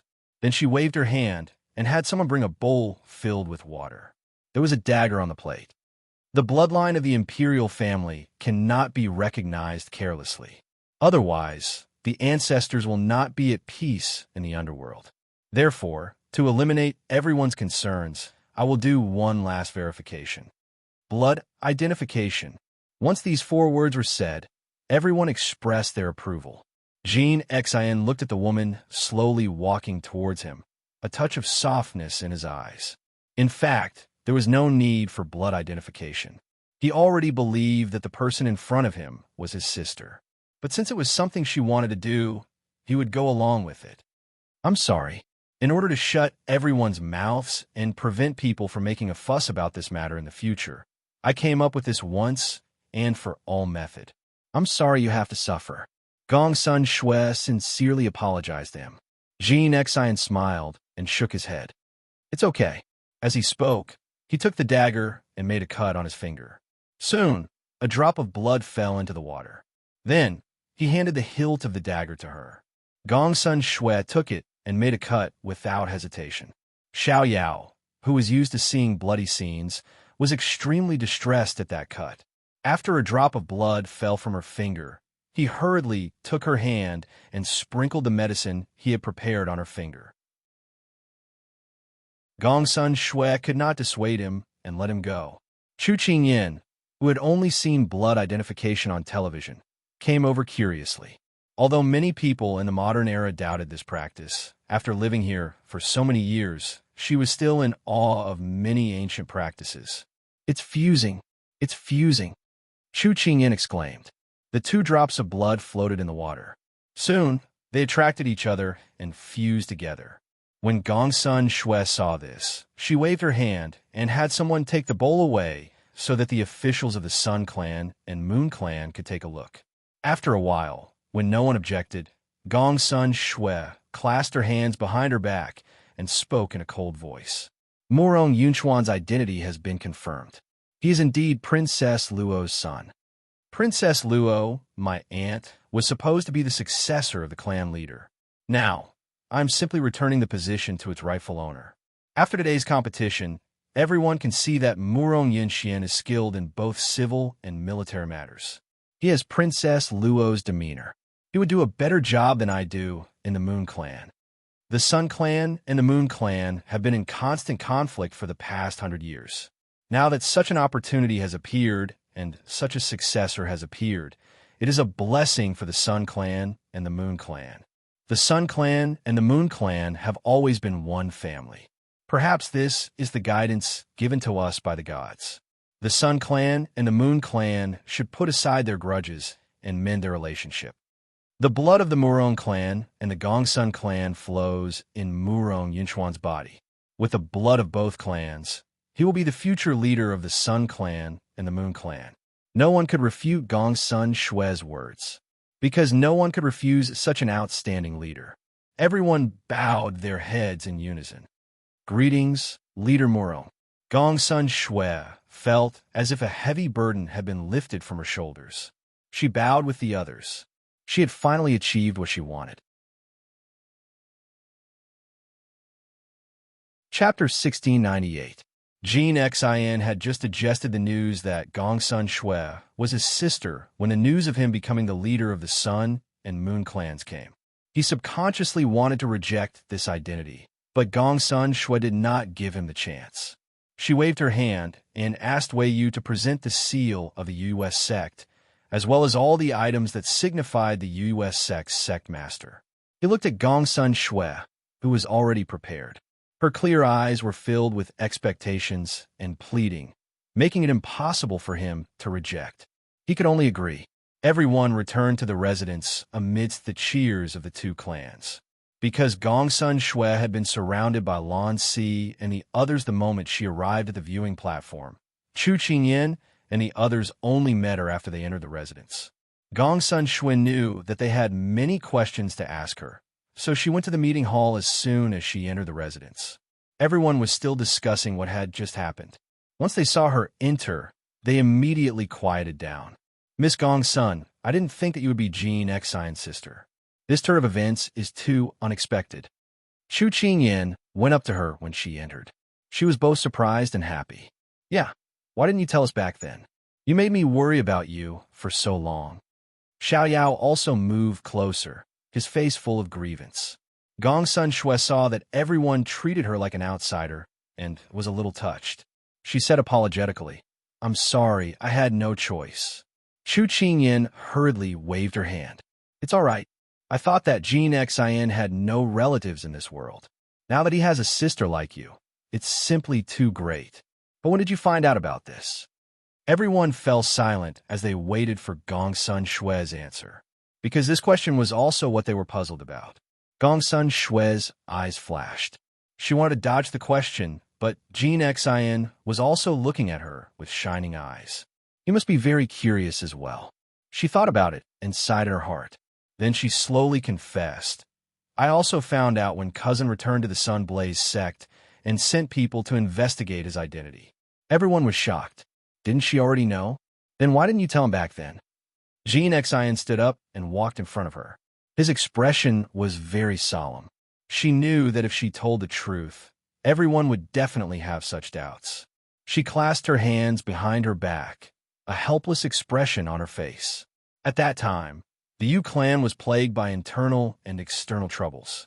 In addition, the trap I set for the Su family had yet to be closed. Every step was arduous, and I had no time to meet you. So, I hope you can understand. Xiao Yao chimed in from the side. The Ice Beauty is right. Don't look at how the Yu clan has submitted to her now. In the previous period, the imperial court was extremely chaotic. It's all thanks to her that we managed to turn the tide. Otherwise, it would have been too difficult for the Yu clan to maintain stability under the natural and man-made disasters. Gong Sunshua looked at him helplessly, then said to Jean Exon, "Don't listen to his nonsense. It's not that exaggerated. But it was really quite chaotic at that time, and I felt that I couldn't take care of the Japanese, so I couldn't take care of them. You were able to take care of them, so you did me a big favor and did a good thing for the people."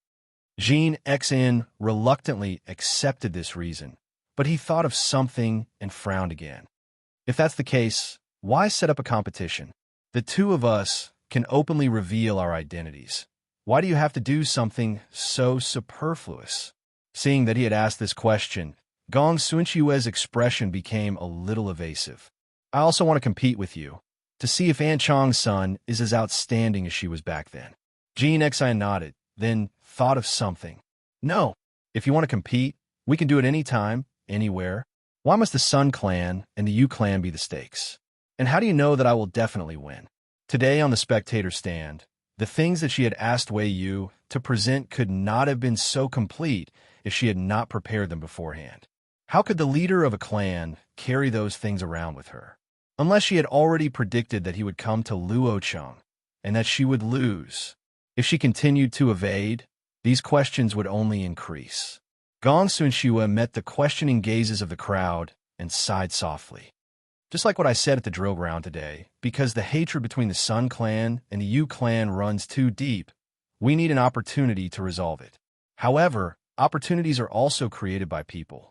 If we do not reveal your identity in such a way, the officials of the two clans will not easily believe us. Furthermore, after everyone has witnessed your abilities, when you ascend to the throne, there will be fewer objections. Jean Exon asked again, "But why are you so sure that I will take over the position of leader?" Gong Sunshua looked at him with a determined gaze. Because if the Sun clan and the Yu clan do not have any objections, the person who becomes the leader must be able to convince them wholeheartedly. Your abilities do not need to be mentioned, and your identity as the son of the previous leader of the Yu clan, and as the current leader of the Sun clan, you're the best candidate. Jean Exon was speechless. He felt as if she had missed something. Suddenly, a thought flashed through his mind, and he looked at her blankly. Wait, I remember now. When I was fighting with Su Yu's army, the bridge they used to retreat suddenly collapsed, and their escape route was cut off. I looked into it. That bridge was man-made. Did you send someone to do it? And last time, their rations were mysteriously lost. That was also your doing, wasn't it? Gong Sunshua looked into his eyes and smiled. It was me. As soon as she finished speaking, the crowd was once again shocked by her shocking words. Chu Qingyan understood that Gong Sunshua had planned all of this a long time ago. Perhaps when Jean Exon and Su Yu fought, or even earlier, Gong Sunshua had already started planning. Who would have thought that a woman who was not even 20 years old would have such courage and ability? It was simply amazing. Why did you do this? Xiao Yao was also stunned. If she had not intervened, the Japanese would not have attacked here so quickly. What was she thinking? He felt that he could not understand her at all. At this point, Gong Sunshua felt that she might as well confess everything. She looked at Jean Exon and said seriously, "I've been thinking about this plan for several years. I can't watch the Su family control the court and North Korea fall into poverty. If you hadn't appeared, perhaps I wouldn't have put this plan on the agenda and would have implemented it in a few years. Perhaps this is an opportunity given by God to unify North Korea and stop it from falling apart. That's why I sent someone to help you. In fact, with your ability, it's only a matter of time before you win, but I can't wait that long." Jean Exon was in disbelief. He did not expect that she would silently drag him into the trap. He asked the last question. Since you're so smart, why didn't you unify North Korea yourself? Instead, you gave the position to me? Gong Sun Shue's heart skipped a beat when she heard this question. She had finally asked this question. She opened her mouth to say something, but suddenly, her vision began to blur. In a daze, she seemed to hear Xiao Yao's panic screams. She might not be able to hold on. Chapter 1699. No one expected Gong Sun Shue to suddenly vomit blood and collapse. Xiao Yao, who was the closest to her, was the first to react. He reached out to catch her tottering body, his expression panicked. "Ice Beauty, what's wrong? Don't scare me." However, the person in his arms had already lost consciousness and fainted. No matter how he called out, there was no response. Xiao Su was the calmest. As soon as this happened, he immediately said, "Second brother, take her to the room. Huling, go to Feng Ling and call Ethereal and Yin Luo over." Xiao Yao immediately reacted. He pushed away Qiu Feng and the others who wanted to help him and directly carried Gong Sun Shue to his courtyard. "Second young master Xiao, where are you taking our sect master? Our high priest is coming." Qiu Feng shouted twice. When she realized that he had already left like a whirlwind, she couldn't care less and immediately followed after him. Although the situation between the Sun and Moon clans was very clear, Lan Si still couldn't accept the Murong clan unifying the two clans. So when Gong Sun Shue went to the meeting hall, he didn't go over. However, he didn't expect to receive news that something had happened to her in such a short time. He staggered over with his people. Ethereal and Yin Luo arrived at the same time. When Lan Si saw that they were about to take the sect master's pulse, he waved his hand and signaled for the imperial physician beside him to come forward. "Our sect master's illness must have flared up. This is the physician who has treated our sect master over the years." Ethereal and Yin Luo looked at each other. Since he was the physician in charge, he should be more familiar with the situation. Thus, they retreated and allowed the physician to take her pulse.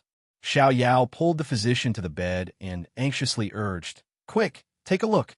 She's been unconscious ever since she vomited blood." The physician didn't dare to delay. He put down a medicine box and reached out to take her pulse. As soon as he felt her pulse, he revealed a shocked expression. "What's going on? Why is our sect master's illness so serious? It shouldn't be. She should be able to drag it out for at least half a year." Everyone held their breaths and waited for the result. They didn't want to hear this bad news. Xiao Yao was stunned. He didn't care about the fact that they could drag it out for at least half a year. He directly grabbed the physician's lapel and shouted angrily, "What do you mean? What's her situation now?" The doctor was already old and couldn't take the sudden move. He couldn't breathe, and his face turned red. Fortunately, Xiao Su was there. He reached out and grabbed the doctor's wrist. He said sternly, "Second brother, let go." Xiao Yao was extremely flustered in his heart, but after hearing his imperial brother's words, he regained a bit of his rationality and hurriedly let go of his hand. After the doctor was released, he coughed and gasped for air. Not only was Xiao Yao flustered, Lan Si also walked in front of the doctor in disbelief. "Lord Lu, what do you mean by this? What's wrong with the sect master?" Everyone present had a higher status than Dr. Lu.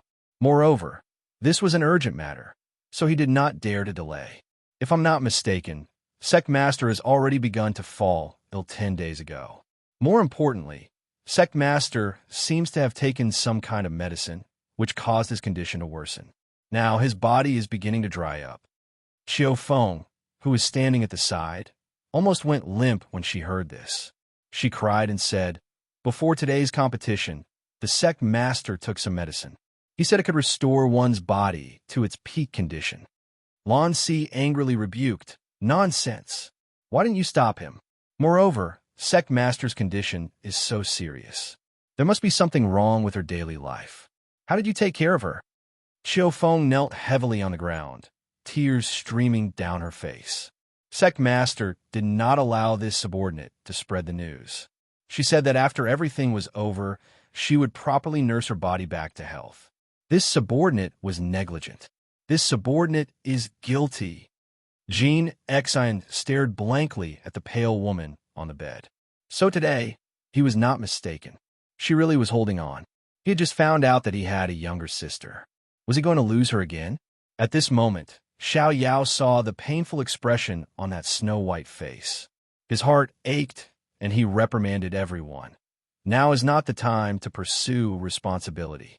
Lord Lu, no matter what method you use, hurry and save her for me. Although Dr. Lu did not know who he was, some people were born to be kings. His every move revealed an aura that ordinary people did not have. Dr. Lu could not help but feel fear. He immediately obeyed his orders and began to administer the medicine. Dr. Lu took out a bottle of medicine from his medicine box and fed it to Gongsu and Xue. After a while, that pale face regained some color, but it was only a little. However, the pain on her face lessened by quite a bit. Xiao's heart was just about to relax when he was stunned by Dr. Lu's next words.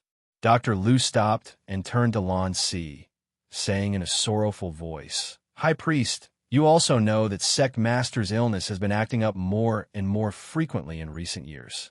Even so, the medicine we developed can still suppress it. However, this time, I'm afraid it won't be able to suppress it. At most, it can only alleviate the pain. However, the illness will continue to worsen." Lan Si's expression changed abruptly. Don't tell me she doesn't even have half a year left. Dr. Lu looked at the person on the bed and shook his head heavily. At most 3 months, but it's also possible that at any time, these words were like a stone thrown into a calm pool of water. The ripples caused by these words shook everyone's hearts for a long time. This bolt from the blue stunned Xiao completely. Impossible. She was still so young. How could she only have 3 months left? How could she possibly die at any time? Xiao thought of something and let go of his hand. He turned around and pulled Ethereal to the bed. "Ethereal, your medical skills are excellent. Quickly take a look and see if they're telling the truth." Ethereal didn't dare to refuse. He sat down on the spot Dr. Lu had vacated and felt her pulse. After a moment, he withdrew his hand and glanced at Yen Luo. Yen Luo received his signal and immediately went forward to feel her pulse. However, in the end, the two of them looked at each other and shook their heads at Xiao in unison. Xiao couldn't accept this result. He couldn't help but take a step back. Is there no way? Ethereal looked at the person in front of him sympathetically. It's not much different from what Lord Lu said. Miss Gongsuan's body is gradually deteriorating like a flower in autumn. As soon as he finished speaking, the room fell into a dead silence. Everyone looked at the person on the bed. It was hard to imagine that this beautiful girl's body was deteriorating like a withered flower. Xiao walked slowly to the bed. Ethereal and Yen Luo stood up and made way for him. He sat down on the bed with his back to everyone. His voice was as cold as water. "Get out, all of you get out." Xiao Su frowned. He wanted to say something, but when he saw the situation, he knew that no matter what he said, he wouldn't listen. In the end, he took the lead and walked out of the room. Ethereal and Yen Luo followed closely behind. Lan Si and the others didn't want to leave, but leaving too many people in the room wasn't good for the patient. In the end, they left in grief. Jean Xian stood by the bed for a while. In the end, he clenched his hands and closed his eyes. He walked out with a heavy expression. Only Xiao and Gongsun Xue were left in the room. Xiao looked at the person on the bed. He reached out and caressed her face. He tried to smile, but his eyes slowly turned red. "Ice Beauty, are you joking with me?" Chapter 1700. The person on the bed remained unmoved, quietly sleeping. If not for those diagnoses, Xiao would have thought that his Ice Beauty was just sleeping and that everything would be fine when the sun rose. His hand moved from her face to her head, caressing her black hair. His eyes were red, but he became even gentler. "It's all right. Isn't it just an illness? There are medicines in this world for all illnesses. We're not afraid. I'll cure your illness." No matter what he said, the person on the bed did not respond. However, it seemed that if he did not say anything, he would feel uncomfortable. In the end, he held her hand and spoke more and more. If Gongsu and Xue was awake, she would have noticed that his hand was trembling.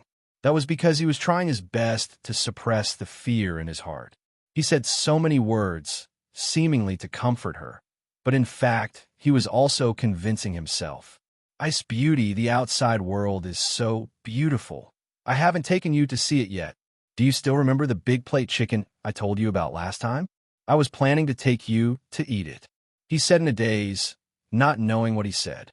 It was as if that was the only way he could feel better.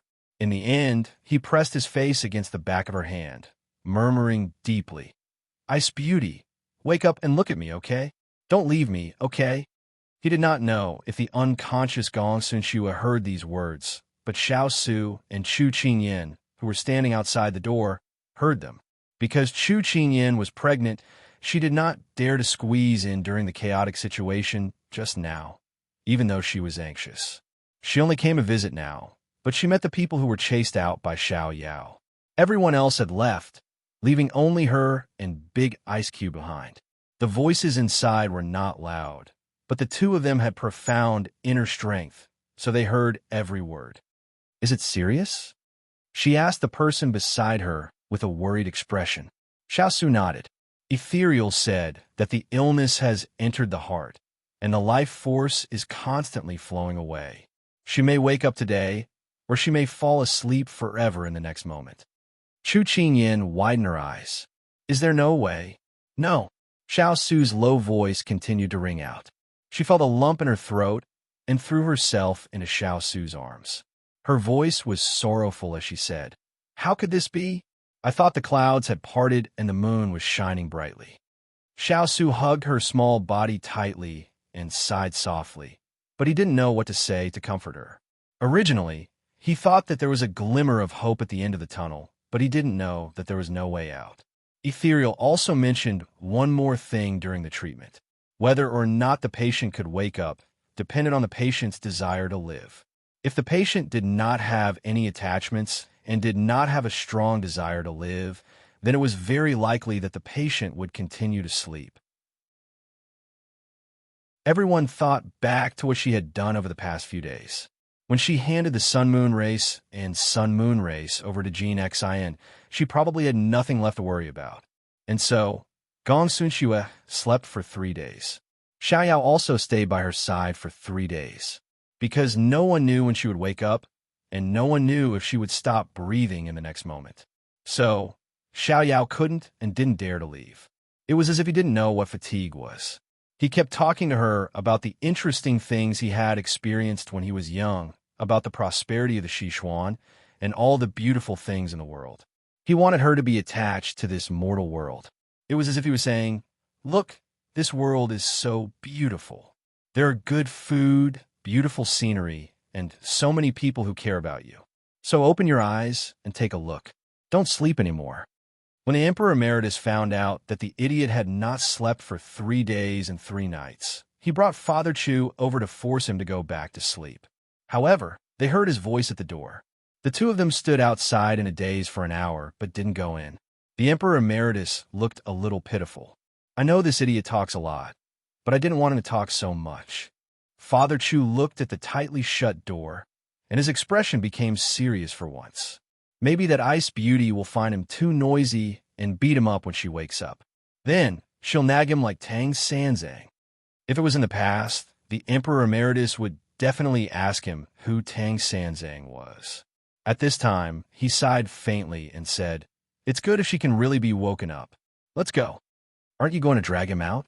Father Chu was already prepared to roll up his sleeves and go all out. He was a little confused when he heard this. Didn't he ask him to help? No, I'm old and can't handle it. Let the young people do it. Let's go drink. When he heard that there was wine to drink, Father Chu immediately rolled up his sleeves and walked in front. Go, go, go, let's drink. Wine can relieve 1,000 worries.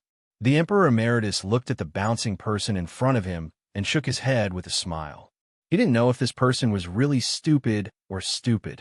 It was late at night, and the entire residence fell into silence. In a courtyard, the candlelight was warm, illuminating the room with a warm glow. Xiao Yao felt that the night wind was getting stronger, so he asked someone to add a heater. Then he sat down again and leaned against the bedpost, quietly staring at the person on the bed. It started snowing yesterday. The snow is so beautiful. If you wake up, I'll make a snowman for you, okay? Today, Kong Kong came to see you.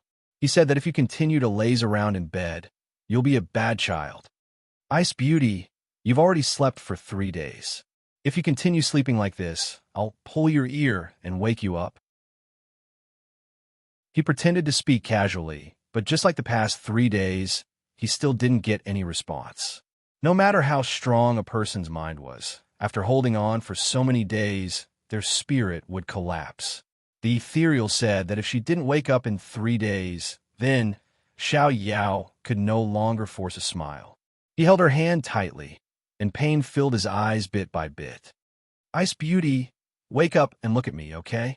The famous King Xiao didn't have his usual carefree appearance. He looked sad and troubled by love. Knowing that he wouldn't get a response, Xiao lowered his eyes, trying to restrain his emotions. He didn't want to affect her, even if he knew that she couldn't see. Just as he lowered his head, Gong Xuanxue's hand moved slightly. Xiao thought he heard the rustling of clothes and thought that he was hallucinating. Suddenly, there was a weight on the top of his head, as if something warm had covered it. His eyes were filled with disbelief. He couldn't control his trembling fingers and slowly raised his head. Until he met that pair of watery eyes, he felt as if countless fireworks had exploded in his head. He opened his mouth, but couldn't speak because he had been talking nonstop for days. She said softly, "You're so noisy. You're making me unable to sleep peacefully." He subconsciously wanted to apologize, but he saw tears welling up in her eyes, wetting her cheeks. Xiao reached out and hugged her tightly. His voice was hoarse and choked with sobs, but it was full of threat. "I'll disturb you. Let's see if you dare to leave me to sleep alone. You being able to wake up is the greatest joy of my life." Chapter 17:01. When Gong Xuanxue woke up on the last night, everyone heaved a sigh of relief. They could finally have a good night's sleep. The next day, Ethereal, Cheng Yin Luo, and Dr. Lu appeared in the room to treat Gong Xuanxue. However, there was nothing they could do. Just like what was said in Buddhism, there was no escape from the 8 tribulations of life. Gong Xuanxue was currently experiencing one of those tribulations. However, compared to her pale complexion yesterday, her complexion was quite good today. After everyone greeted her warmly, Gong Xuanxue's gaze swept over everyone and finally landed on Jean Xian. "Can I speak to you alone?" Jean Xian naturally agreed, but Xiao stood aside with a scowl. "I want to stay too." Gong Xuanxue's gaze drifted over, and Xiao admitted defeat. When he walked out, he chased everyone out. "Have a seat." Jean Xian sat down on the chair in front of her. Gong Xuanxue smiled. "I heard that you were called Jean Xian before." "Yes, Master gave me that name. I don't intend to change it." Jean Xian replied gently. "That's a good name." She nodded. "Then I'll call you Cousin Jean Xian." "As you wish." Jean Xian only felt pity for his sister, who had spent so much effort for the country. Gong Xuanxue looked at the man sitting upright in front of her. She was very pleased that Aunt Chong had left behind such a good seedling for the Morong family. She thought of her own illness and went straight to the point. "Cousin Jean Xian, I'm very sorry that I handed over the Sun and Moon tribes to you without any discussion. If I had more time, I wouldn't have done it. Ever since I talked to you that day, I knew that your ambition wasn't here. Not everyone yearned for imperial power." As she spoke, a bitter smile appeared on her face. "But as you can see, I don't have much time left. I can't drag this out any longer. I can only come up with this plan, which is to use the fastest and most direct method to merge the 2 races. However, there's a drawback to this method, which is that there will be a lot of friction in the future. After all, it's not a gradual process. The merging of the Sun and Moon race officials is a big problem. I know I'm forcing you to do something you don't want to do, but we have the blood of the royal family in us. We can't just sit by and watch the commoners fall into the abyss of suffering, so I can only do this. Cousin Jean Xian, I'm really sorry." Jean Xian looked at his sister who was lying on the bed. Her life was hanging by a thread, but she still did not forget the common people. He was extremely shocked. "I don't blame you. Although his original intention was to reorganize the Japanese and then leave with his master, after experiencing all this and seeing his sister struggling on the verge of death, he slowly changed his mind. Don't worry, I'll protect North Korea for you. This sentence was very soft, but it represented the promise of a 9-foot-tall man. Gong Sun Shui did not expect him to agree so quickly. Her eyes reddened. Cousin Jean Xen smiled and raised his hand to stroke her hair. It wasn't easy for Big Brother to have a little sister. You have to live well. Otherwise, Big Brother really won't have any family in the future. Gong Sun Shui smiled and nodded. Tears fell from her eyes. However, on the same day, Gong Sun Shui fell into a deep sleep again. Xiao had just breathed a sigh of relief, but his heart was in his throat again. This time, Gong Sun Shui's condition worsened. Even the medicine could not alleviate her pain. Seeing her frown, even though she was unconscious, it was obvious that she was in great pain. Xiao could not sit still anymore. Ethereal, hurry up and think of a way. Didn't you save my third sister-in-law back then? You have to work harder. Looking at his second brother, who was holding onto Ethereal tightly, Xiao Su could not stand it anymore. Second brother, calm down. Xiao turned to look at him sadly. Big brother, I can't calm down. That's my future wife. It wasn't easy for me to fall in love with a wife who hasn't married into the family yet. Xiao Su choked. He turned his head and sighed. Lan Si and the others were still there. When they heard this, they wanted to scold Xiao for tarnishing their sect master's reputation. However, when they saw how sad he was, they let it go. Chung Yinluo said from the side, if this illness is delayed, it will only delay the treatment. Dr. Liu shook his head. That's right. Her condition has been worsening, but we don't even have a way to alleviate it. Ethereal had a flash of inspiration. Little Yin, just because we can't cure her doesn't mean Master can't. Chung Yinluo stood up and said in surprise, that's right. We can ask my father for help. Xiao became excited when he heard this. Where is your father? I'll send someone to invite him. Ethereal voiced his concerns. Master's whereabouts are unpredictable. It's difficult to find him. However, even if we do find him, I'm afraid Miss Gong Sun won't be able to hold on until then. Xiao made a prompt decision. That's simple. We'll bring the Ice Beauty back to Sichuan. Xiao Su and the others nodded. This was the best solution at the moment. However, Lan Si and the others didn't know who Ethereal's master was. They didn't feel at ease letting her go with them. Lan Si said firmly, no, we'll find a better doctor to treat our sect master. You're not allowed to take our sect master out of North Korea. Xiao's temper rose. I want to take her away. The two of them started arguing on the spot. The atmosphere was very tense. Just as they were about to go all out, Qiufeng stumbled over with a face full of panic. Sect master, bad news. Everyone's expression changed. Xiao was the first to react. He ran toward the courtyard with a pale face. Gong Sun Shui woke up. She had just vomited a mouthful of blood and felt much better. However, when Qiufeng saw her running away after vomiting blood and couldn't stop her, she couldn't help but feel helpless. When the panic-stricken Xiao hugged her tightly, she felt even more helpless. She thought for a moment and hugged him back. I'm fine. You scare me to death. Xiao tightened his arms. He wanted nothing more than to give half of his life to her, so that she could be safe and happy. At this moment, everyone rushed in. When they saw this scene, they left Ethereal, Chung Yinluo, and Dr. Liu behind and left. Xiao Su stood at the door, blocking Lan Si and the others' way. After knowing that Xiao Su was once the emperor of a country, Lan Si didn't dare to underestimate him. She treated him with more respect. What's the matter, young Master Xiao? You should know the Xiao family status in Sichuan. I won't say more. It's much easier for us to find a doctor to treat our sect master. So whether you agree or not, we'll take Gong Sun Shui with us. When Xiao Su said this, Lan Si's expression changed. However, he was helpless. How could North Korea compare to a big country like Sichuan?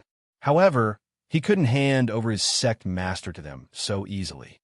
As long as our sect master agrees, we have no objections. Xiao Su said calmly. All right, I'll give you one day to prepare. We'll set off tomorrow. Lan Si was stunned. Their sect master hadn't agreed yet.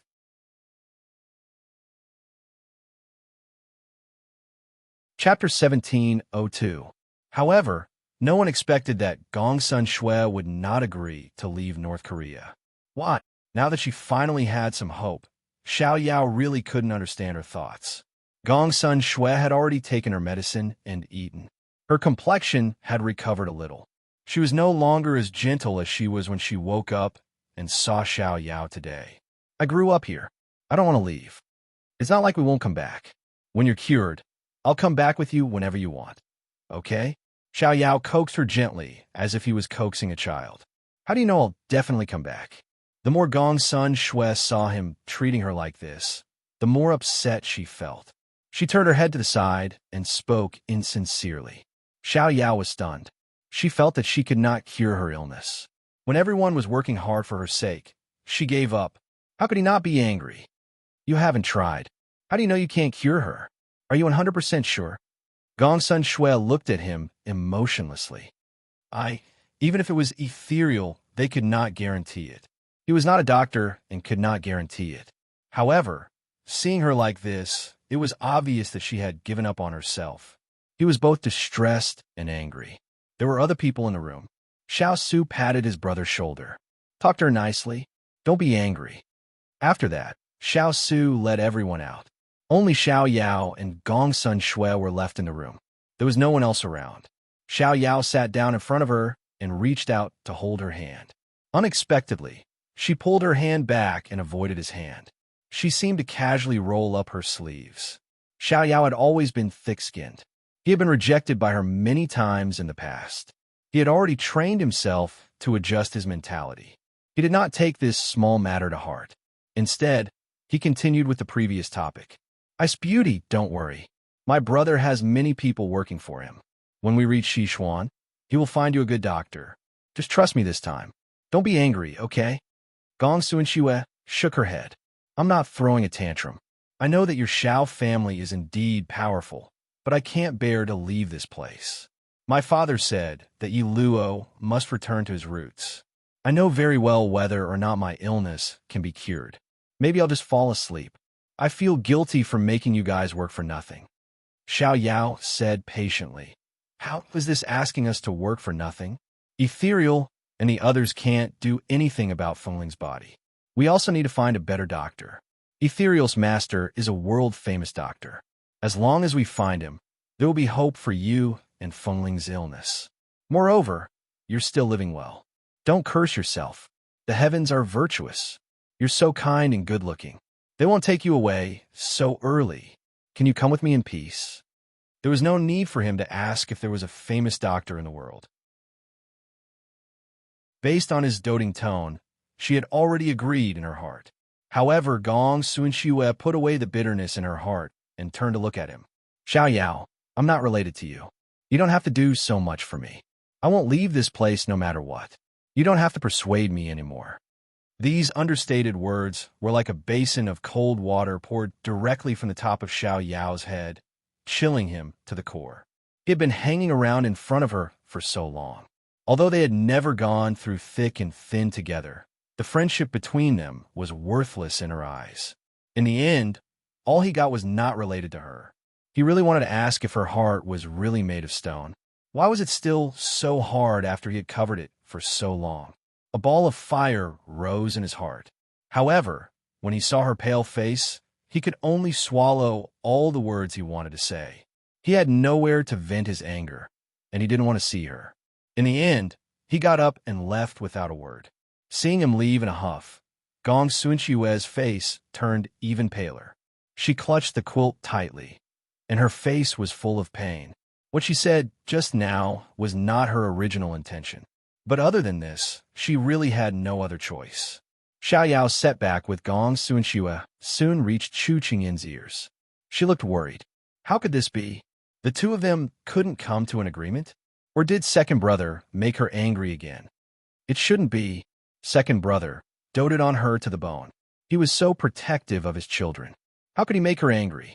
Just as she was letting her imagination run wild, Xiao Su explained to her. Gong Sunxiu doesn't want to go back to Sichuan with us.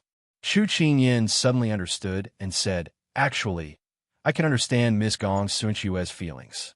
After all, this is the place where she grew up for more than 10 years. She can't bear to leave so soon. Plus, this illness is not easy to treat. She probably wants to die. Xiao Su raised his eyebrows and didn't comment. Instead, he reached out to take her hand and rubbed it in his palm, transferring the heat from his body to her cold little hand. Don't worry about this. We're leaving tomorrow. Whether she agrees or not, we have to leave. Feng Ling's illness can't be delayed.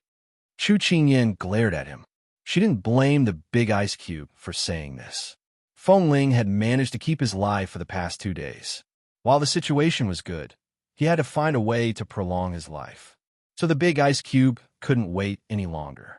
Both of them were important, but they couldn't delay the other's life because of one of them. Xiao Su squeezed his little wife's hand and said softly, I'm not cold-blooded. One of us leaves first, and one of us can be saved. Second brother isn't easy to deal with. He can handle it well. It's the same if we leave early and they leave later. How could he describe his own brother like that? Chu Qingyin was amused by him. But she thought carefully, then looked at the sky and made a decision. Big ice cube, I want to go to Miss Gong Sunxiu's place to take a look. You're pregnant. It's not good for you to keep going out. It was freezing outside. Xiao Su couldn't bear to let his little wife go out. Chu Qingyin did not take Jiang Yi's words to heart as she continued. I have my own considerations. Don't think that second brother can really resolve this matter. If he could, he would not have left in a fit of anger today. Maybe I can turn the situation around if I go. Even he can't solve it. Do you think you can? Xiao Su chuckled. Chu Qingyin smiled faintly, her eyes calm as she said, after all, the onlooker sees the game best. Think about it. Lady Gong's son is so young, but she is able to play such a big game of chess. She has taken everyone into consideration. How can she be a simple girl? Xiao Su was silent. Big Ice Cube's silence meant that he agreed. She continued, so, the best path for her now is to go with us. But she rejected it. I think she might have something on her mind. After Xiao Su warmed her hand, he touched her face and chuckled. When you go, bring Jasper and Huoling. Be careful when you walk. I know. I'm not a child. Seeing that he agreed, Chu Qingyin was overjoyed. Before she left, she boasted, where can you find such a good sister-in-law like me in this world? Xiao Su smiled. Chapter 1703. Chu Qingyin thought that she would see a sickly ice beauty lying on the bed, and she would feel pity for her. However, as soon as she entered the room, she saw a hard-working woman sitting at the desk, writing furiously. What are you doing? Don't you know you should lie down to recuperate when you are sick? Chu Qingyin walked to the desk, raised her hand and knocked on the table, and said in a worried tone. Gongsun Shui, who was engrossed in writing, did not notice that she had entered the room.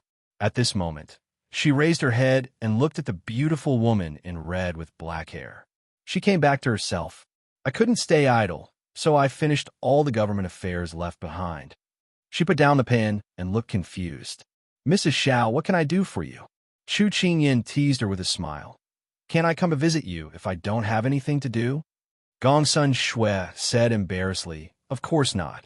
Chu Qingyin stopped smiling and said, there have been many people coming and going these days, so I didn't come. I came several times, but you were in a coma. I didn't see you until today. Gongsun Shui said gratefully, thank you for your concern. I'm much better now.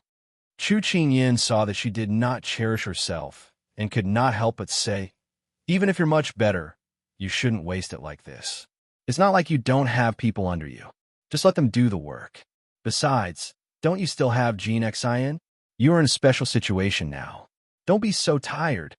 Gongsun Shui knew that she was concerned about her, so she accepted it modestly. At this time, seeing that she was still standing, she immediately asked someone to take a seat. Chu Qingyin sat down beside her, and the servant also served hot tea. She had just had dinner and could not drink anything at this time, so she put the teacup on the table and talked about business. I heard that you don't want to go to the Sichuan with me. When she appeared, Gongsun Shui knew that she should be here for this matter, so she had already prepared an excuse. I don't want to leave here. After all, I was born and raised here, and the high priest also asked people to look for famous doctors. I think it is the same to stay here to treat my illness. Chu Qingyin shook her head and said directly, if your people could find a famous doctor, they wouldn't have waited until now. It had been so many years, and if it could be found, it would have long been cured. It wouldn't have dragged on until now. Gongsun Shui was stunned. She didn't expect her to see through her so quickly. Thinking about how Big Ice Cube only wanted her to stay for an hour, Chu Qingyin decided not to beat around the bush. She looked at Gong Sunshua seriously and said, Lady Gong Sunshua, we have known each other for more than half a year, and I have always treated you as a friend. Can you tell me the truth?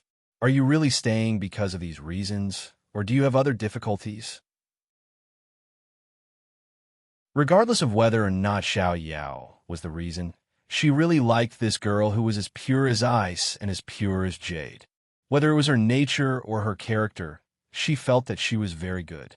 When they first met, she liked her, so she couldn't bear to see her wither at such a beautiful age. Chu Qingyin's question stunned Gongsun Shui. This was the first time she had met someone who was so direct with her words. When she regained her composure, she wanted to dodge the question, but she could not ignore Chu Qingyin's obvious concern. She really liked this girl in front of her. She was straightforward when she needed to be, cunning when she needed to be. She lived a carefree life, just like the stars in the sky, the horses in the grasslands, and the birds in the sea. She lived a life that Gongsun Shui yearned for, and it made Gongsun Shui envious. Actually, at this point, the Sun Clan and the Moon Clan are just a responsibility to me. They're not shackles that prevent me from leaving. My parents are no longer alive, so wherever I go, I have no restrictions. I can go wherever I want.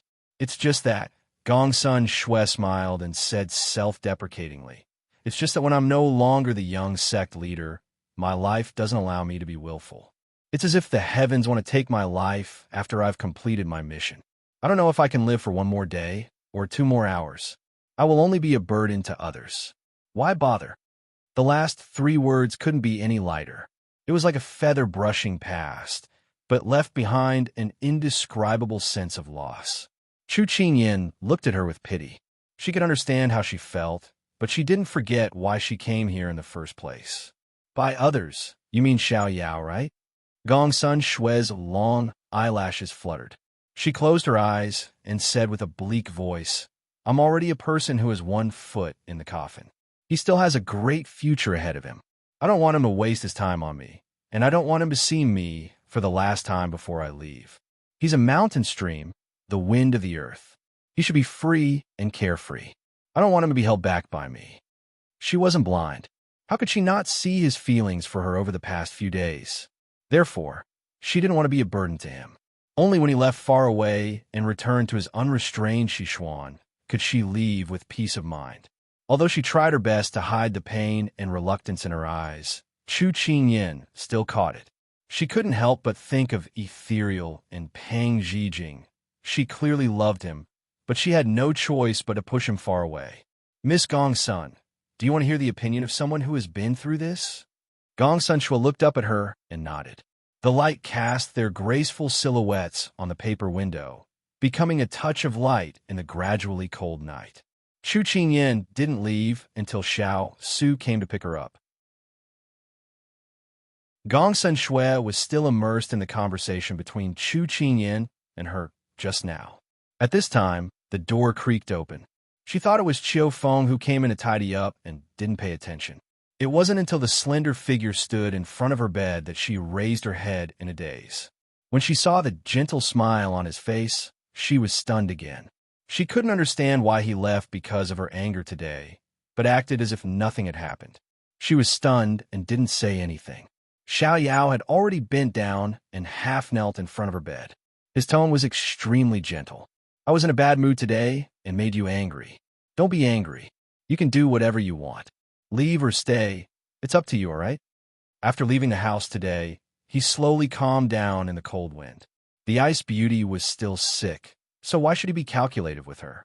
It was already the greatest blessing that she was still in front of him. What else could he ask for? His biggest wish now was that she was still alive. Gongsun Shui's eyes reddened. Today, he had not said a single harsh word to her. Instead, it was her who had repeatedly hurt his heart. If this matter had happened to someone else, ignoring her would have been a matter of course, but he had come. Not only had he taken the initiative to take responsibility for all the mistakes, he had also softly coaxed her. How could she not be moved? She thought about what Chu Qingyan said tonight and blamed herself even more. Xiao didn't think that admitting his mistakes would make the ice beauty cry. He scolded himself for not knowing how to speak properly in his heart as he hurriedly raised his hand to wipe her tears. It's all my fault. If you're unhappy, you can hit me and scold me. Don't be angry. Gongsun Shui bit her lip and looked at him, allowing him to clumsily wipe her tears. Finally, she opened her mouth and asked, "You said you would take me to see the beautiful Xishuan and eat all the delicacies in the world. Does that still count?"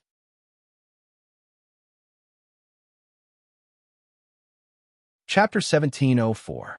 Xiao Yao, who was still blaming himself, thought he was hallucinating when he heard those words. It wasn't until he looked at her in a daze and saw the smile in her eyes that he was sure those words really came from the ice beauty's mouth. Yes, it all counts. He nodded seriously, but the curve at the corner of his mouth betrayed his mood. Gongsun Shui couldn't help but smile. Her snow-white skin and black eyes were like dots of ink. She didn't smile often, but this smile was like a spring breeze blowing across the surface of a pond, sparkling and bright. Xiao Yao looked at her in a daze. "Ice beauty, you look really good when you smile." Gongsun Shui blushed at his frank praise. She couldn't help but purse her lips and restrain her smile, but her eyes were still smiling. "What nonsense are you talking about?" Seeing her blushing face, Xiao Yao naturally knew she was shy. He laughed mischievously, his heart feeling sweet. But after thinking about it, he was a bit worried. "Ice beauty, are you really willing to return to the Xishuan with me?" Gongsun Shui saw through his thoughts and nodded. "I also want to see the place where you live." Xiao Yao was in a good mood and reached out to hug her. "When you get to the Xishuan and recover from your illness, I'll take you to see Jiangnan's small bridges and flowing water, the desert smoke, the surging rivers and seas, and the countless flowers, plants, birds, and beasts. Do you know? There's a pond in my mansion." Gongsun Shui let him hug her, listening to him talk endlessly, her eyes full of smiles. While she was unconscious, she wasn't completely unconscious. She had heard everything he said. She reached out and hugged him, closing her eyes and leaning against him. "Okay, I'll agree to anything you say." The dim yellow light brought her back to 2 hours ago. "I know you're doing this for Xiao Yao's good, but have you asked him how he feels? It's not that I'm speaking for him as his sister-in-law. I've known him for so many years, and this is the first time I've seen him put down his status as a prince for a woman. He's deliberately trying to make her happy, distressed, and annoyed for her. It's not like it's always raining. How can you take back the feelings you've given out so easily? If you think that you'll be able to make him recover just because you're gone, you're truly too foolish and too naive. You can't make a unilateral decision for the two of you.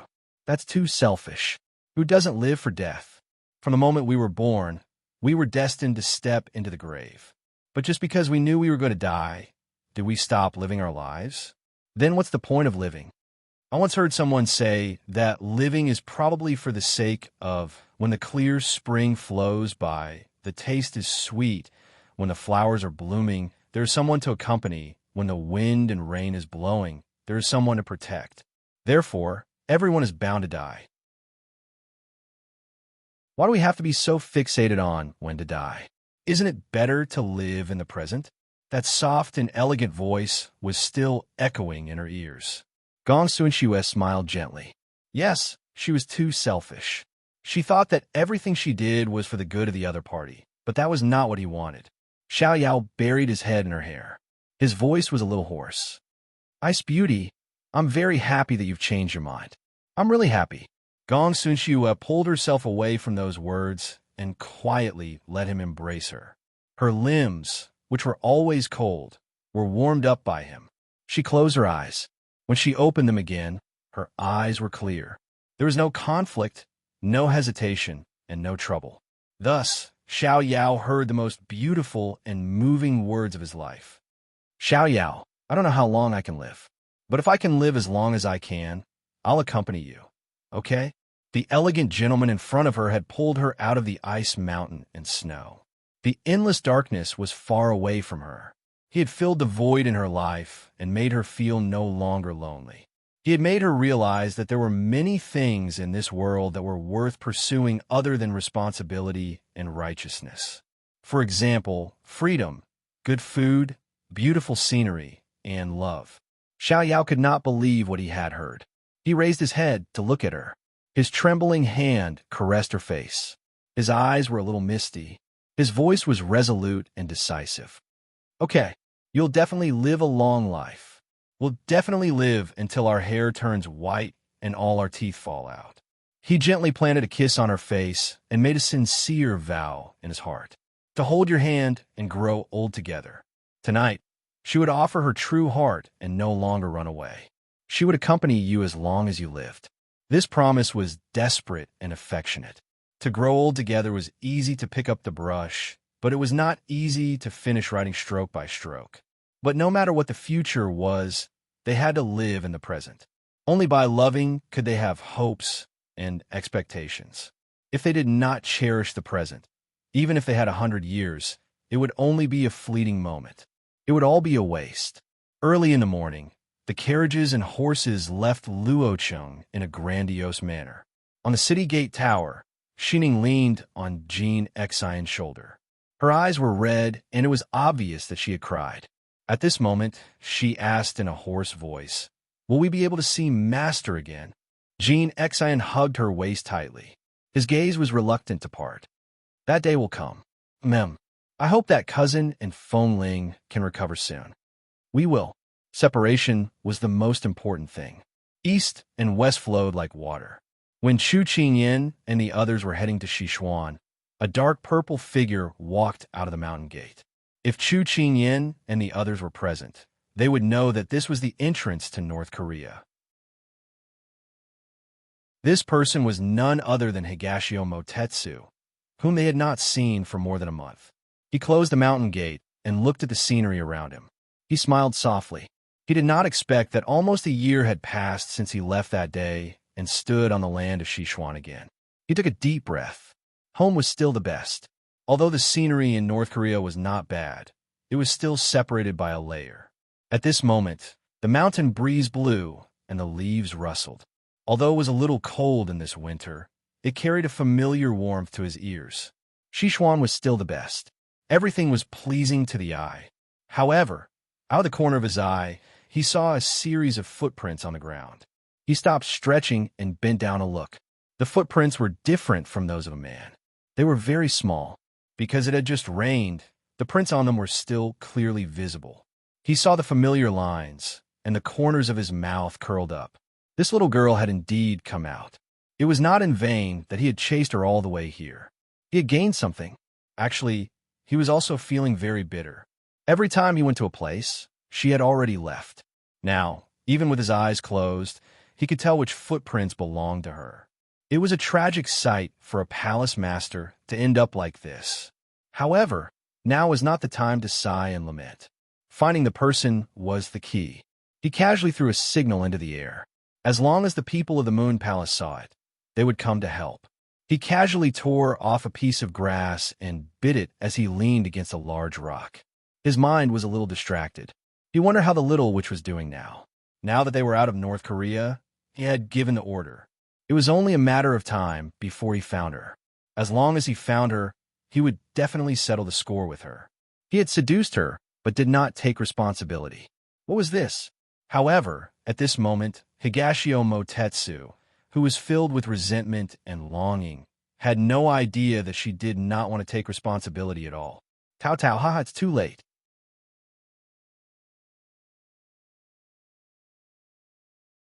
Chapter 1705. Heavy snow fell, and the glazed tiles were covered with a layer of white snow. The ground was basically covered in snow, and the flowers and plants were all covered. It was difficult to see any greenery or red. A small figure appeared in the palace corridor. Her delicate little face was flushed red. At this moment, she was very curious about the falling snowflakes. She opened her fingers, wanting to touch them. However, after a long time, not a single snowflake fell. Only then did she realize that she was too far away from the courtyard. She immediately walked under the eaves and stretched out her hand again, thinking that a few snowflakes should fall on her hand this time. However, this time, there were still no snowflakes. She blinked. Was it because she was not standing tall enough? But she was about to step on the snow outside. The little child looked up in confusion and realized that there was an umbrella above her head. She turned her head to look, and her face immediately bloomed like a flower. Imperial Father. Because she was small, she could only hug his thigh happily. The adoration and joy on her face were overflowing with words. This crisp call woke up the palace servants who were standing guard not far away. They immediately knelt down. They had only been distracted for a moment, just now, and the little princess had run under the eaves. She was even discovered by His Majesty on the spot. How could this be? Xiao ignored the palace servants. Instead, he bent down and picked up the little one. Then, he handed the umbrella in his hand to the servant. Why did you run out instead of staying in the room? He had just finished the morning court. Although it was snowing heavily and the people around him advised him to wait for the snow to stop before returning, he missed the big darling and the little darling. He did not stay in the imperial study and came back directly. Unexpectedly, the moment he entered the palace, he saw the little darling taking small steps to touch the snowflakes. She looked so adorable that he could not help but walk over quickly. I was bored in the hall, so I ran out to get some fresh air. The little ball was carried into Nguyenuan's arms. The smile on her face did not disappear. However, when she saw that her father was about to bring her into the house, she became a little anxious. Imperial Father, I want snowflakes. Only then did Xiao remember that the little darling wanted to touch the snowflakes. He looked at the vast expanse of snow and said, "It's cold. Don't play with the snow. It's not good to catch a cold." Hearing this, little ball lay on his shoulder and looked at the courtyard with some reluctance. In the end, it blinked its big eyes and said cutely, "Imperial Father, little ball doesn't eat a lot. Just one piece is enough. Is that okay?" When the little darling looked over, he had already softened. Now that she was acting spoiled and cute, even if the little darling wanted the stars in the sky, he would agree without hesitation. He stopped in his tracks and lowered his head to kiss the little darling's cheek. He chuckled and said, "Okay." As he spoke, he reached out his hand under the eaves and caught a snowflake. However, he was a person who had internal energy to protect his body. The temperature of his palm was not low. The snowflake melted as soon as it touched his hand. By the time he placed it in front of the little ball, it had already turned into a puddle of water. Xiao frowned. It was rare for the little darling to make such a request, but he couldn't even do such a simple thing. However, the little darling in his arms did not think this way. She quickly pulled out a handkerchief from her sleeve and wiped his palm, her eyes full of self-blame. Imperial Mother said that the water in the winter is very cold. Little Ball was not obedient and let Imperial Father get wet. Little Ball doesn't want the snowflake. Xiao's heart immediately warmed. Looking at his little darling, even her clumsy appearance was extremely cute. Imperial Father is fine. Imperial Father's body is strong and is not afraid of this little bit of water. Although he said this, the little ball still firmly shook her head and didn't want the snowflake. Xiao found it funny. Just now, she was acting cute and wanted to play with the snowflake. Now, she felt that the snowflake was an extremely vicious thing. She pulled on his clothes and wanted to go back to the hall, not even wanting to look. She really was a fickle little darling. However, his heart was once again softened. Hang Zijing was looking at the things in her hands when she heard the sound of someone kowtowing outside. Her heart panicked, and she immediately closed the book in her hands, thinking about where to hide it to be safe. However, she did not have any time to react, as the person was already outside the door. She saw the cushion beside her and immediately stuffed the book inside in a fluster. She let out a sigh of relief and prepared to straighten her clothes to welcome the person who came back. However, just as she was about to raise her head, two pairs of eyes were staring at her from the door. One pair was confused and curious, while the other had a teasing smile. She swallowed her saliva. It can't be. Did they find out that she was hiding something just now? Imperial Mother, what are you doing? Little Ball was carried in and placed on a chair. He tilted his head to look at her curiously. Of course, Pang Zhijing would not say what she had done. She quickly changed the topic. You went out to play and met your imperial father? This method of changing the topic was very stiff, but Xiao Ho did not expose her. His eyes casually swept over the cushion from before and his lips hooked. He picked up a teacup from the side and drank from it. Pang Zhijing was talking to her daughter, but she was paying attention to him. When she saw him pick up the teacup that she had just drunk from, her face turned red. She wanted to remind him, but she was stopped by her daughter. That's right, that's right. Imperial Mother, it's snowing so heavily outside. It's already submerged 2 levels of the stone steps. Little Ball was very engrossed in talking, and she even gesticulated with her hands and feet. She was dressed in fluffy clothes, with snow-white skin and red lips. She looked very lovable, and Pang Zhijing forgot to remind her. She took Little Ball and put her on her knees and took a pastry from the side to feed her. Although the snow is beautiful, don't step on it in the courtyard. You already said that it's submerged 2 levels of the steps. If you step on it, what do you think it'll submerge you? Pang Zhijing did not forget to teach her. Little Ball thought that it was difficult for her to take 1 step, which meant that her legs were short. If the snow submerged 2 levels, it would definitely submerge most of her. Thinking about it, she immediately declared, Little Ball will definitely not casually step on it. Pang Zhijing nodded in satisfaction. Seeing that she liked to eat pastries, she moved the plate over to let her eat to her heart's content. Xiao Ho ate breakfast and went to court before dawn. After discussing state affairs with the officials for most of the day, he came back with an empty stomach. He had just drunk some hot tea and reached out to touch the pastries on the table to fill his stomach, but he did not expect to touch anything. Looking along the table, the big darling was holding Little Treasure, and Little Treasure was holding a plate. At this time, they were eating happily. The big darling was looking at Little Treasure with a doting expression. Little Treasure even asked the big darling if he wanted to eat a piece. It was really delicious. Xiao Ho suddenly felt that in this family, his status was close to nothing. In the big darling's eyes, there was only Little Treasure, not him. The country's emperor who had intimidated the officials this morning was eating a mouthful of vinegar on this snowy day. And the source of this vinegar was his Little Treasure. You're tuning in to the Romance Rendezvous YouTube channel. We're so grateful for your support, and don't forget to subscribe to join us on this incredible journey through captivating stories. Your generosity through donations truly makes a world of difference, as it's the primary source of revenue that allows me to expand and enhance this channel for you. Thank you from the bottom of my heart for being a part of this adventure.